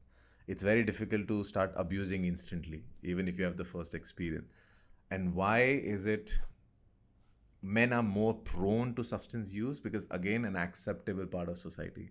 You watch it in your movies. It's okay for men to smoke. It's okay for men to drink. In fact, it's almost sometimes imperative. If you're smoking and it's cool, you're more macho. If you can hold your drink, if you can consume a few shots and stand, then what a capacity. All these things are becoming compliments that you inspire for. You are the person in the group that everybody can rely on because you are also drinking, but you're not losing your shit. Like the life of the party. Exactly, life of the party. And if you're even that guy who's puking, then you're the joker of the party. But the concept becomes that drinking is okay, and not only okay, it's very important. Otherwise, how else do you enjoy? How else do you have fun? And in a place like Bangalore, where drinking seems to be second nature, and their pubs and breweries are beautiful, so this just keeps adding on to the idea that, hey, let me have fun like this. Now, like you rightly said, it's obviously not good. Alcohol is not good for the mind, for the body, and the possibility of substance abuse is a whole different ball game. Because when you go into substance abuse, that means now you're not enjoying it. Now you need it, and it's enjoying you. Yeah. It's consuming you. So you're not even celebrating in any way, but it is becoming a dependency, and not in a good way, and it doesn't stop. So substance abuse or substance use as a stress buster is a very common and a horrible combination. In fact, I've often encouraged some clients who are at the verge of figuring out where they should go. I would tell them, okay, if you enjoy drinking, reserve it to enjoyment. Right. When you're celebrating and with people, do not ever try to connect it with you are not okay, you are bored, you are stressed. Don't do that, no matter what. Because if at all the connection is formed that, hey, it is helping me, then the connection grows. And your stress is not going anywhere. Then you're chronic too. Today your stress is 10, tomorrow it will be 20. And you will not realize that today the drink was 1, tomorrow it's second, third. And you will reach a point where the use will become abuse, where it's no longer helping you, but you still need it. Right. And it grows to a point that you need it to just sustain. Right. And that's a very unfortunate vicious cycle that anybody can engage in. And as men, we are more prone to it. Let us accept that that possibility is higher, and that's why we need to be more careful.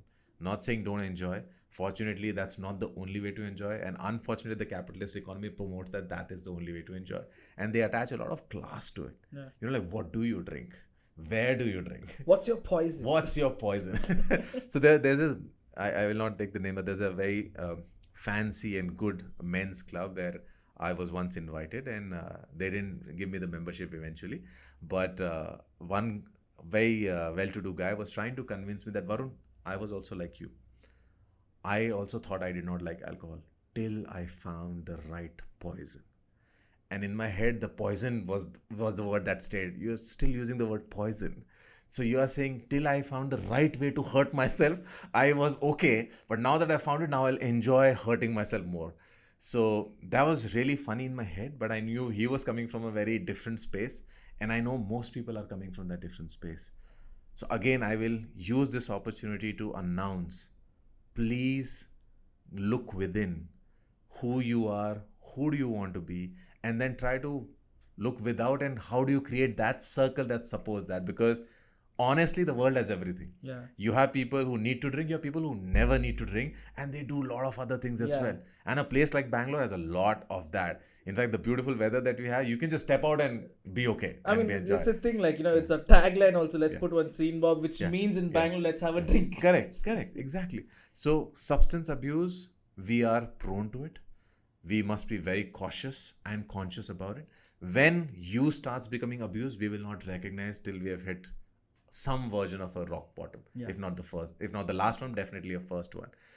The kind of people that you're surrounded with also decides whether it's reinforced or it's a one-off thing.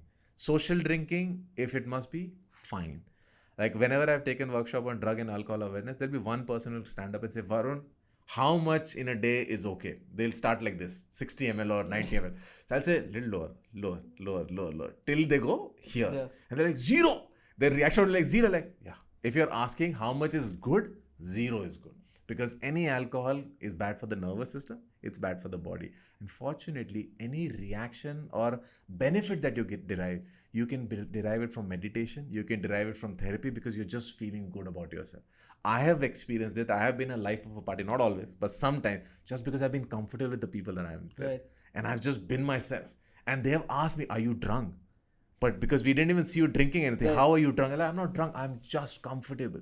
And I'm just being myself without thinking. And thanks to you guys, I'm able to do that. But we need this because so that it doesn't matter who I'm with. True. And also, to a certain sense, like, you were talking about how it's a cycle and how somebody says that, listen, you don't know unless you tried it. Yeah. I was in that space who went and told somebody, listen, you don't know because you've not tried it. I was in that space as well where I said, no, I don't drink. Then I started drinking. But now I think when you find a space in time, I think everybody goes through this, right? Course, like a phase where you start figuring out not just your body. Like for me, it was like, dude, I was an athlete at one point in time. Now I look like a fathlete. So I need to look at myself in a better way and find purpose also.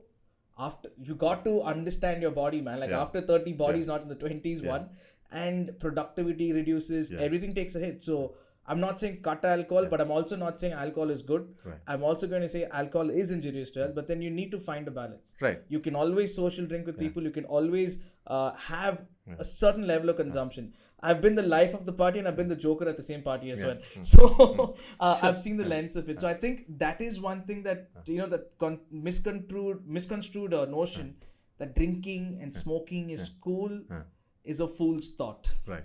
Absolutely. And I think I love this word balance. Balance is the key. You have to figure out that are you going overboard? And only thing that I would like to add to that is keep reevaluating your balance every now and then. Because what could be balanced today, you might not realize that, hey, it's not that balanced in later. Just reevaluate and find a new balance. So drinking is very common, smoking is very common. Find a balance, but if you ask me how much is okay, 0. Both. But it's very difficult, like you said, being in Bangalore, and it's a very Western influence also, where every Friday evening, once you're done with work, let's put one scene, Bob. You're always, going, and I was talking about this with someone a couple of years ago. The reason we end up drinking is either because, like in a lot of other places, there are beaches, there are places that people can go to. In Bangalore, it's more like a very urbanized city, and traffic is a big BIR, whatever they like to call it. But because of that, somewhere our minds is like the easiest thing to do is go drink. If not at a pub or a restaurant or a bar, you go to a friend's place. And then you make merry with your friends or whatever. But I think over time, people figure out, now there are places you can go, a lot of activities lined up over the weekends. Like I've heard, like pottery and painting and various kinds of activities, not just pottery and painting, but way beyond your thoughts. So once you go on to these places, I think you find lesser reasons to go and indulge in alcohol.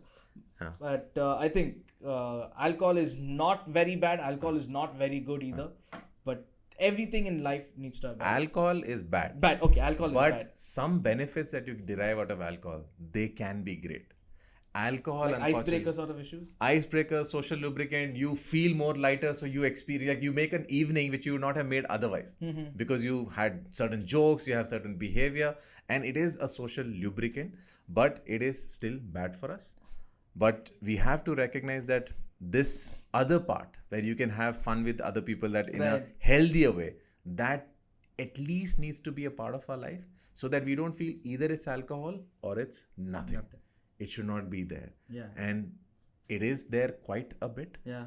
And more of us, I think we need to just be conscious that become aware about how is it affecting me, how much am I indulging in it, so that I recognize that when is it time for me to consciously move towards a healthier approach. And let me announce this, healthy can be boring. Yeah. So alcohol is also an extension of instant gratification. That one evening you could have the fun of the week. At least you could feel that way.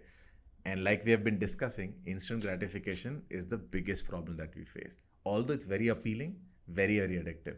So healthy behaviors, healthy activities are boring, right, but eventually sustainable, and they can even grow in their experience.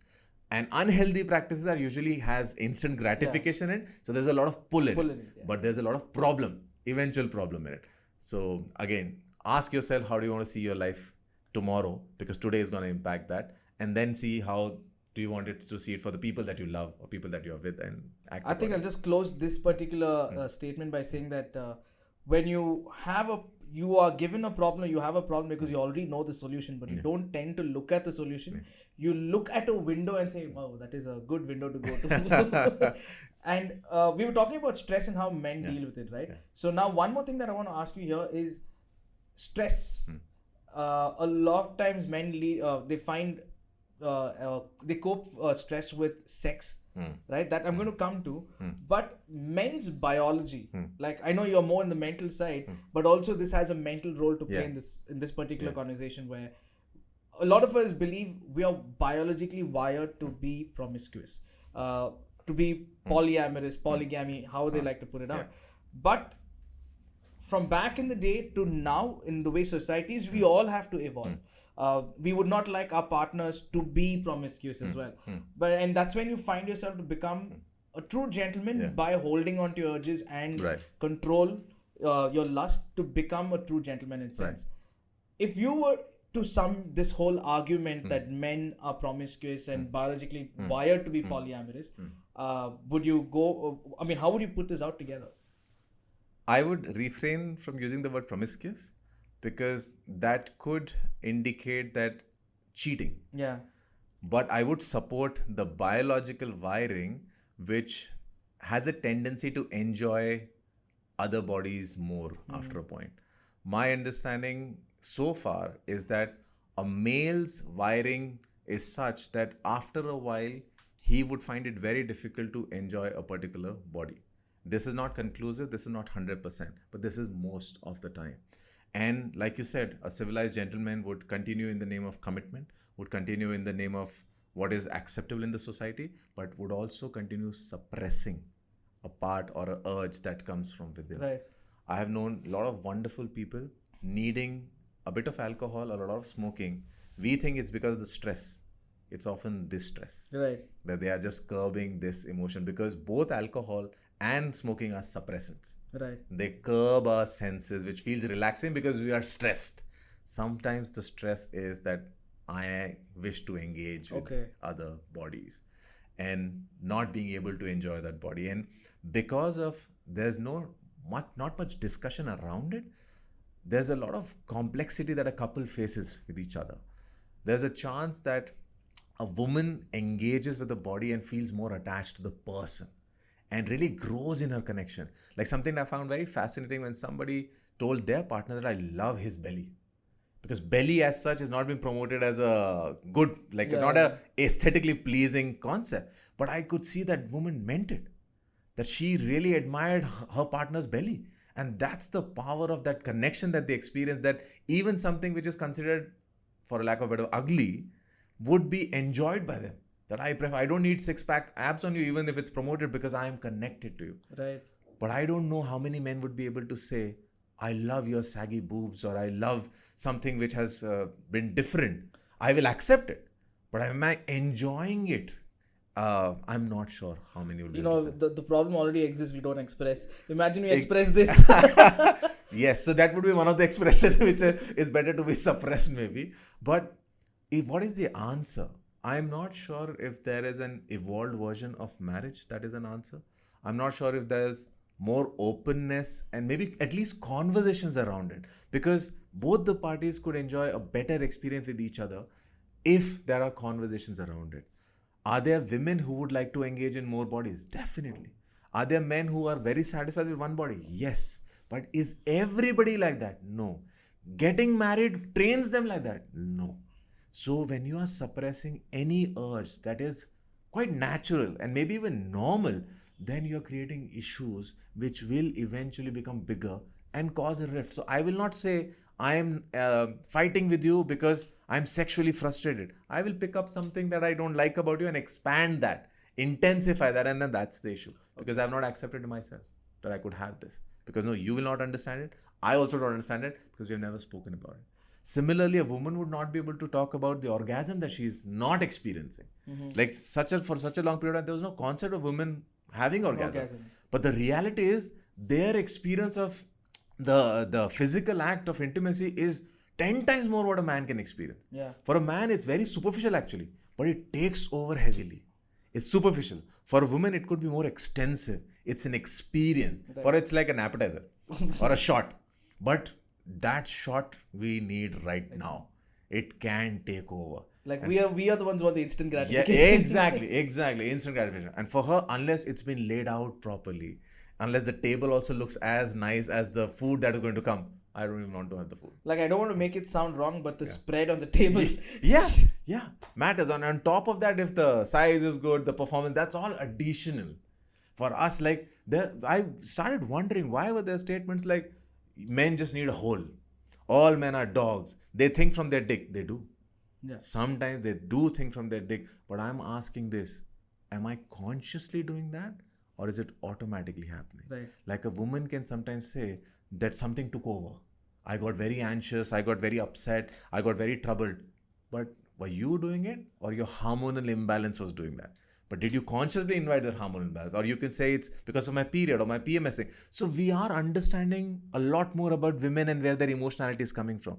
We are not understanding fully where the men and their like they talk is about this from. one thing, like when a woman is on periods, we are told to often, I mean, it's a good thing, we're told to often, understand the situation, that because she is going through a hormonal sort of imbalance at that particular time. Men try to be very supportive and understand that as well.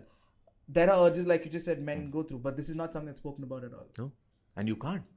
Imagine there's a possibility. I know I'm not trying to equate the period to what the man is going through. We're not doing that. But it's more in the sense of the urges that a man has. Maybe different, but we also have urges. And what if just by talking about it, it could be lighter? Yeah. Not that urges are gone away, but at least acceptable that it's there. Many a times when women are, often, or in fact always, we can't ever experience what she's going through. Even if she tells us, like they can't experience what getting kicked in the nuts is. And I don't even know how to explain it. Still now I don't have the words. But they can still empathize. They can still say, I'm there. And that's what we try to do for them. So what if some of these urges can be managed a lot better if you're just open to talk about it and say, it's all right. But don't you think it's also like for a man to speak about this? I'm not saying women are not understanding. What I'm trying to say is when the man speaks about something like this, it's like somewhat like opening a Pandora's box. Absolutely. And it's a Pandora's box because again, there's an idea of how you should be. Yeah. So when we are trying to evolve from that idea, let's include everything that has been there. Otherwise, why would there be a statement like men think from their dick? It has not come out of thin air. Men just need hole. I'm saying, yes. Now what? What can we do about it? If you're admitting this about men, then let's figure out a way so that men are nicer to themselves and even to the world. Because otherwise, you're just hushing it or brushing in the carpet and it is not going anywhere. Today, there are open marriages in hidden. Yeah. That's the interesting bit. Open marriages in hidden. Couples are not being open to the world, but they are open in a certain setup. Why have they reached there? Because when they spend time privately and when they probably understand they really love each other, they want to be with each other, they are figuring out ways that is making sense to them. But they can't come out with that information because they know the world is going to judge them. Why will they judge them? Because these people also want the same thing, but they're not able to do it. Their society stops them. So it's high time that we start exploring. You don't have to admit to what I'm saying, but explore, because some things are being suppressed, some things are not being addressed in the right way. And it does sound like we are opening up more openness, empathy towards women and their issues, and which is wonderful. And I fully support that. And yes, they've been suppressed for the longest time, but maybe some more for men as well. Little bit more little more creativity in how you're looking at men, because I think that sometimes fails because we come from an idea we have already been privileged. Yeah. We've already enjoyed all this suppressing women and enjoyed the patriarchy, which is not, I'm not questioning that, but that's not a healthy model. It's like earlier this was higher, now this goes higher. This debate goes back and forth, like about how the LGBTQ people who had a lot of suppression back then. Yeah. I'm not comparing, but I'm just saying, like, there was a certain time and space when a lot of the people who were under the umbrella or didn't know the umbrella existed back then did go through a lot of suppression. But today, to blame the society for what happened yesterday is like making is like blaming a son for his dad's deaths. Which in a sense you're trying to be inclusive, but then suddenly you tend to throw these things at people who are evolving. Then what happens is like they'll always go on the back foot. So is that also something that you're saying absolutely happens? And the fact that we are discussing it is because it's a phenomenon. It happens like that, and by talking about it, maybe we can evolve. Maybe you can modify it. But first we have to acknowledge, yes, it's happening and it's not as healthy. Just because it's been routine, just because it's been coming from past, does not mean it's good. So same things can happen to how we look at men, how we look at women, how we look at relationships, because we are facing more and more issues. There's a reason there are higher number of divorces. It's easy to say it's the West, we are adopting to their style of living, but no, that's not an answer. So this can be more helpful. That thought just on that, we are adopting to the West, yes, but also we are people who have traditions. And our traditions are always about being a very inclusive family. And I think we are breaking away from our roots because of driving ourselves towards the West. So it's us who we have to blame. Absolutely. And not the lifestyle we've chosen. It's always we have the free will to do what we have to do. So I think you got to do what you got to do with the best of understanding. Now, we did speak about this, and also in terms of sex, we of course like men are more prone to release their stress through sex, or is it the women? I would like to believe it's both. It's a beautiful activity, and I think instead of sex, maybe let's first discuss about masturbation, because that's something that does not really necessarily need another person. You can self-engage. That also we do very differently. Men, it's a stress buster, can be a short process, can be done anywhere, anytime. Women, again, experience, can be a long process. I've hardly known men who have engaged, they can engage in multiple times, but each time would not be a long process. But a woman would probably do it once or twice, but it would be a long process. And there has to be a certain comfort that they need to experience. Now, difficulty with masturbation can become that it can be an extension of instant gratification, because these days porn is available. Now, what that causes, now that is a valid concern for men and women both. When you're engaging in porn, you're watching something which is not as real. And you're watching people also who are acting. Now, fortunately, we are all growing from Bollywood this much that we can recognize this is not real. The romance that they're showing. Earlier, they would jump around trees. Like, nobody is expecting to... Yeah, exactly. And nobody is expecting to love someone and start singing with them in the middle of the street. Nobody's expecting that. So we are able to differentiate. But when we are watching porn, it's a very private experience. We're not discussing it with anybody. And you are getting influenced whether you like it or not. Consciously, you know you're watching porn. But psychologically, internally, you're like, okay, this is how sex should be. And in masturbation, you are even controlling the movement. When you want more, when you want less, how firm should be the grip be, what body should you want, what kind of porn do you want to watch. And you can keep moving and scrolling and moving it to night. Now when you come to real experience, it's nothing close to that. There is, the body might be different, some act might be different, some pain might be there. When you don't want it, it might be there. Certain response could be very different. The girl is not enjoying as much as possible. So there's no more of that extra moaning that happens in the movies. Exactly. So you start pulling yourself away from this is work. This is task. Also, we are built in this mindset as men. When you watch porn, you look at the girl moaning, you tend to think that is exciting you. Correct. But then when you go and do it with the other girl, she's not moaning. So that means she's not excited, but which is not the truth, because women do it differently. Correct. She could be moaning, she might not be moaning, but you are taking everything from there. Because I think it is statistical, men masturbate more than women. That's true. And more men masturbate in the world more than women. But fortunately, even women do masturbate. But I've known women who have never masturbated in their life. I've known women who are sexually active, but they will never touch themselves because they find their sexual organ disgusting. Okay. Imagine that experience for that person, that you can't even touch yourself, but they are okay with other person touching you. So there's such multiple complexities that comes into our sexual experience because sex itself is a taboo. Right. And we keep it hidden under wraps. And that's why, in fact, again, a controversial idea, the ones I had, it's a very funny idea also, that instead of having smoking rooms, I think we should have masturbation rooms in airports and in places like that. Masturbation is natural. Masturbation is healthy. It has to be normalized more than others because we don't realize sexual frustration is cause of a lot of issues at a personal and at a macro level also. Okay. Even at a high society level. I mean, instead of smoking rooms, masturbation rooms. I don't know how that sounds. It's like killing a lot of children in public. No. Okay. Because smoking, unhealthy. You're supporting it because of the capitalist economy. Masturbation, healthy. When I say masturbation, not group masturbation. Yeah, of course not. Masturbation room. And maybe there's a chance that people are masturbating in their washroom. But they're still carrying an idea of hiding, taboo, wrong. There has been no medical practitioner other than some spiritual gurus who have been able to claim that it's wrong or it's bad. In fact, more of them are coming forward and saying it's okay, normal, healthy. Recently, I heard about a medical research that if you do not masturbate, prostate cancer chances increases. Yeah. So in fact, some guru was saying, okay, masturbate, don't ejaculate. So I like, oh wow. So somewhere you have to bring in your idea also. How? Yeah. No, that's possible. I mean, it's possible, but you got to let it out. So then you're again making it a task. So these are concepts that we need to talk about more freely because they are more natural to us than we would understand it to be. Smoking is not natural. We are not born to smoke. We are not born to create even a cigarette. But sex will come automatically. Yeah. I used to wonder that a person who's never seen porn, would they be sexually activated? They would be. Yeah. Something would activate them. They would have an erection, even if it's nothing to do with female body. Right. They would experience some kind of excitement and they'll experience some sensation there. Might even want, in fact, all the kids try to masturbate. They fondle their genitals and all. Yeah. And then we start, don't chichi, do that. don't do that, chichi. And that's where the judgment starts. Yeah. This is wrong. This is the wrong part. Then we wear an underwear here.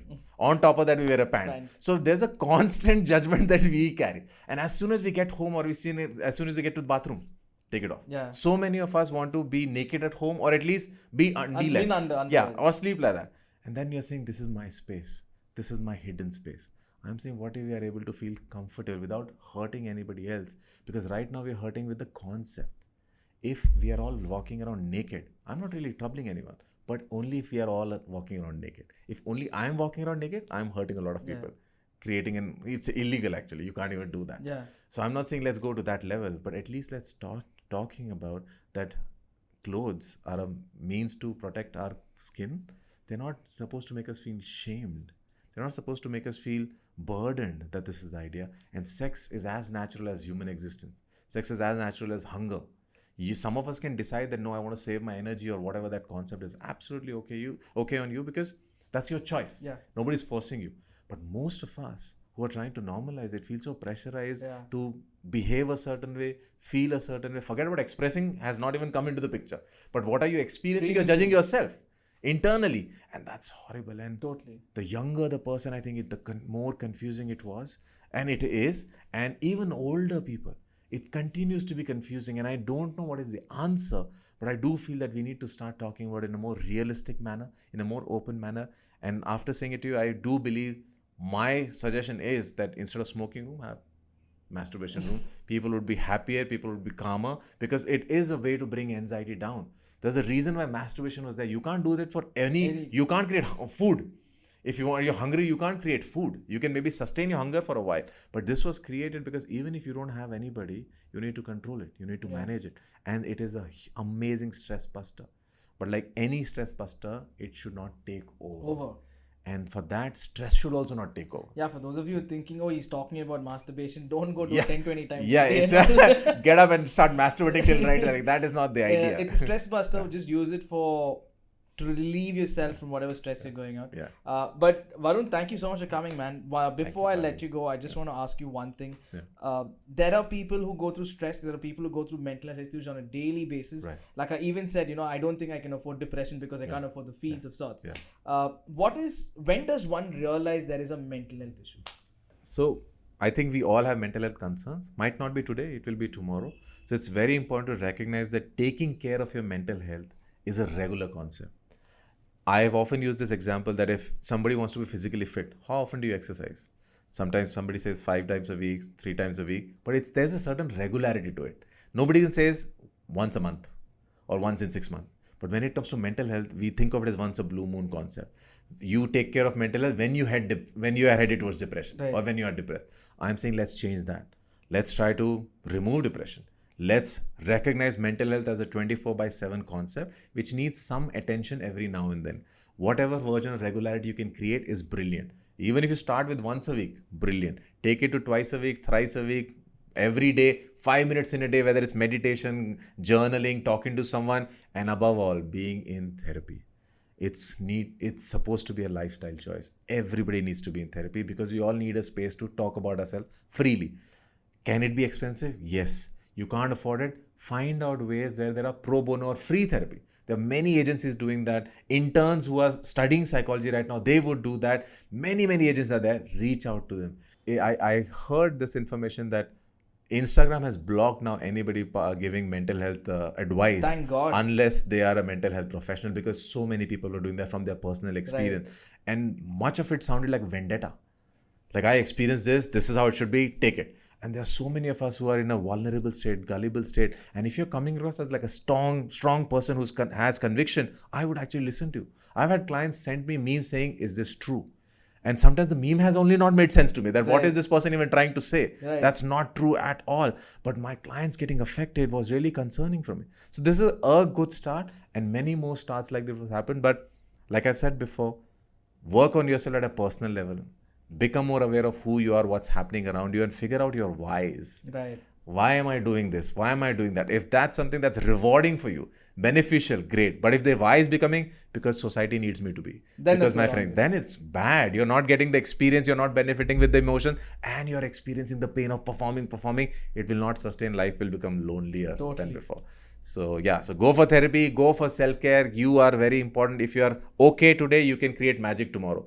But if you are killing your magic today, you'll never be okay tomorrow. Before I let you go, one last thing. This is because it's International Men's Day, and in November there are 2 things that happen amongst men to bring about awareness about prostate cancer. Yeah. But I'm going to ask you, what's your choice? No shave or no nut November? Where? No shave or no nut November. What do you prefer? Oh, okay. Oh, I don't know what is no nut November. No nut November, no masturbation through the month of November. What would Varun choose? No shave. No shave? Yeah. We all need our pleasure time. No, I mean, even if I'm managing, because I do try to let go every now and then, it's been a while for me because I'm trying to work on something. But I wouldn't make it a compulsion. Yeah. Because I think the minute you make it a compulsion, you give it more power. And then it will start hitting back. Totally. No shame. And I have no shame in accepting this as well. It's been a really long time. Yeah. Because I've started taking control. And maybe my purpose to take control is different. But because it's not longer a necessity. Yeah. It's open. Yeah. If I feel like it, I'll do it. If I don't feel like it, I won't do it. So I'm not doing it to suppress anything. I'm not doing it to express any suppressed emotion. But no shave is absolutely fine. Well, on that note, thank you so much for coming. Happy International Men's Day to you. I hope we end up doing more conversation like this in time as well, driving awareness. And absolute pleasure having you with us, Varun. Thank you so much. Thank you for having me. From coming by past Bob's Radio to Bob's Bar to Bob's Radio, it's been quite a journey. Thank you so much.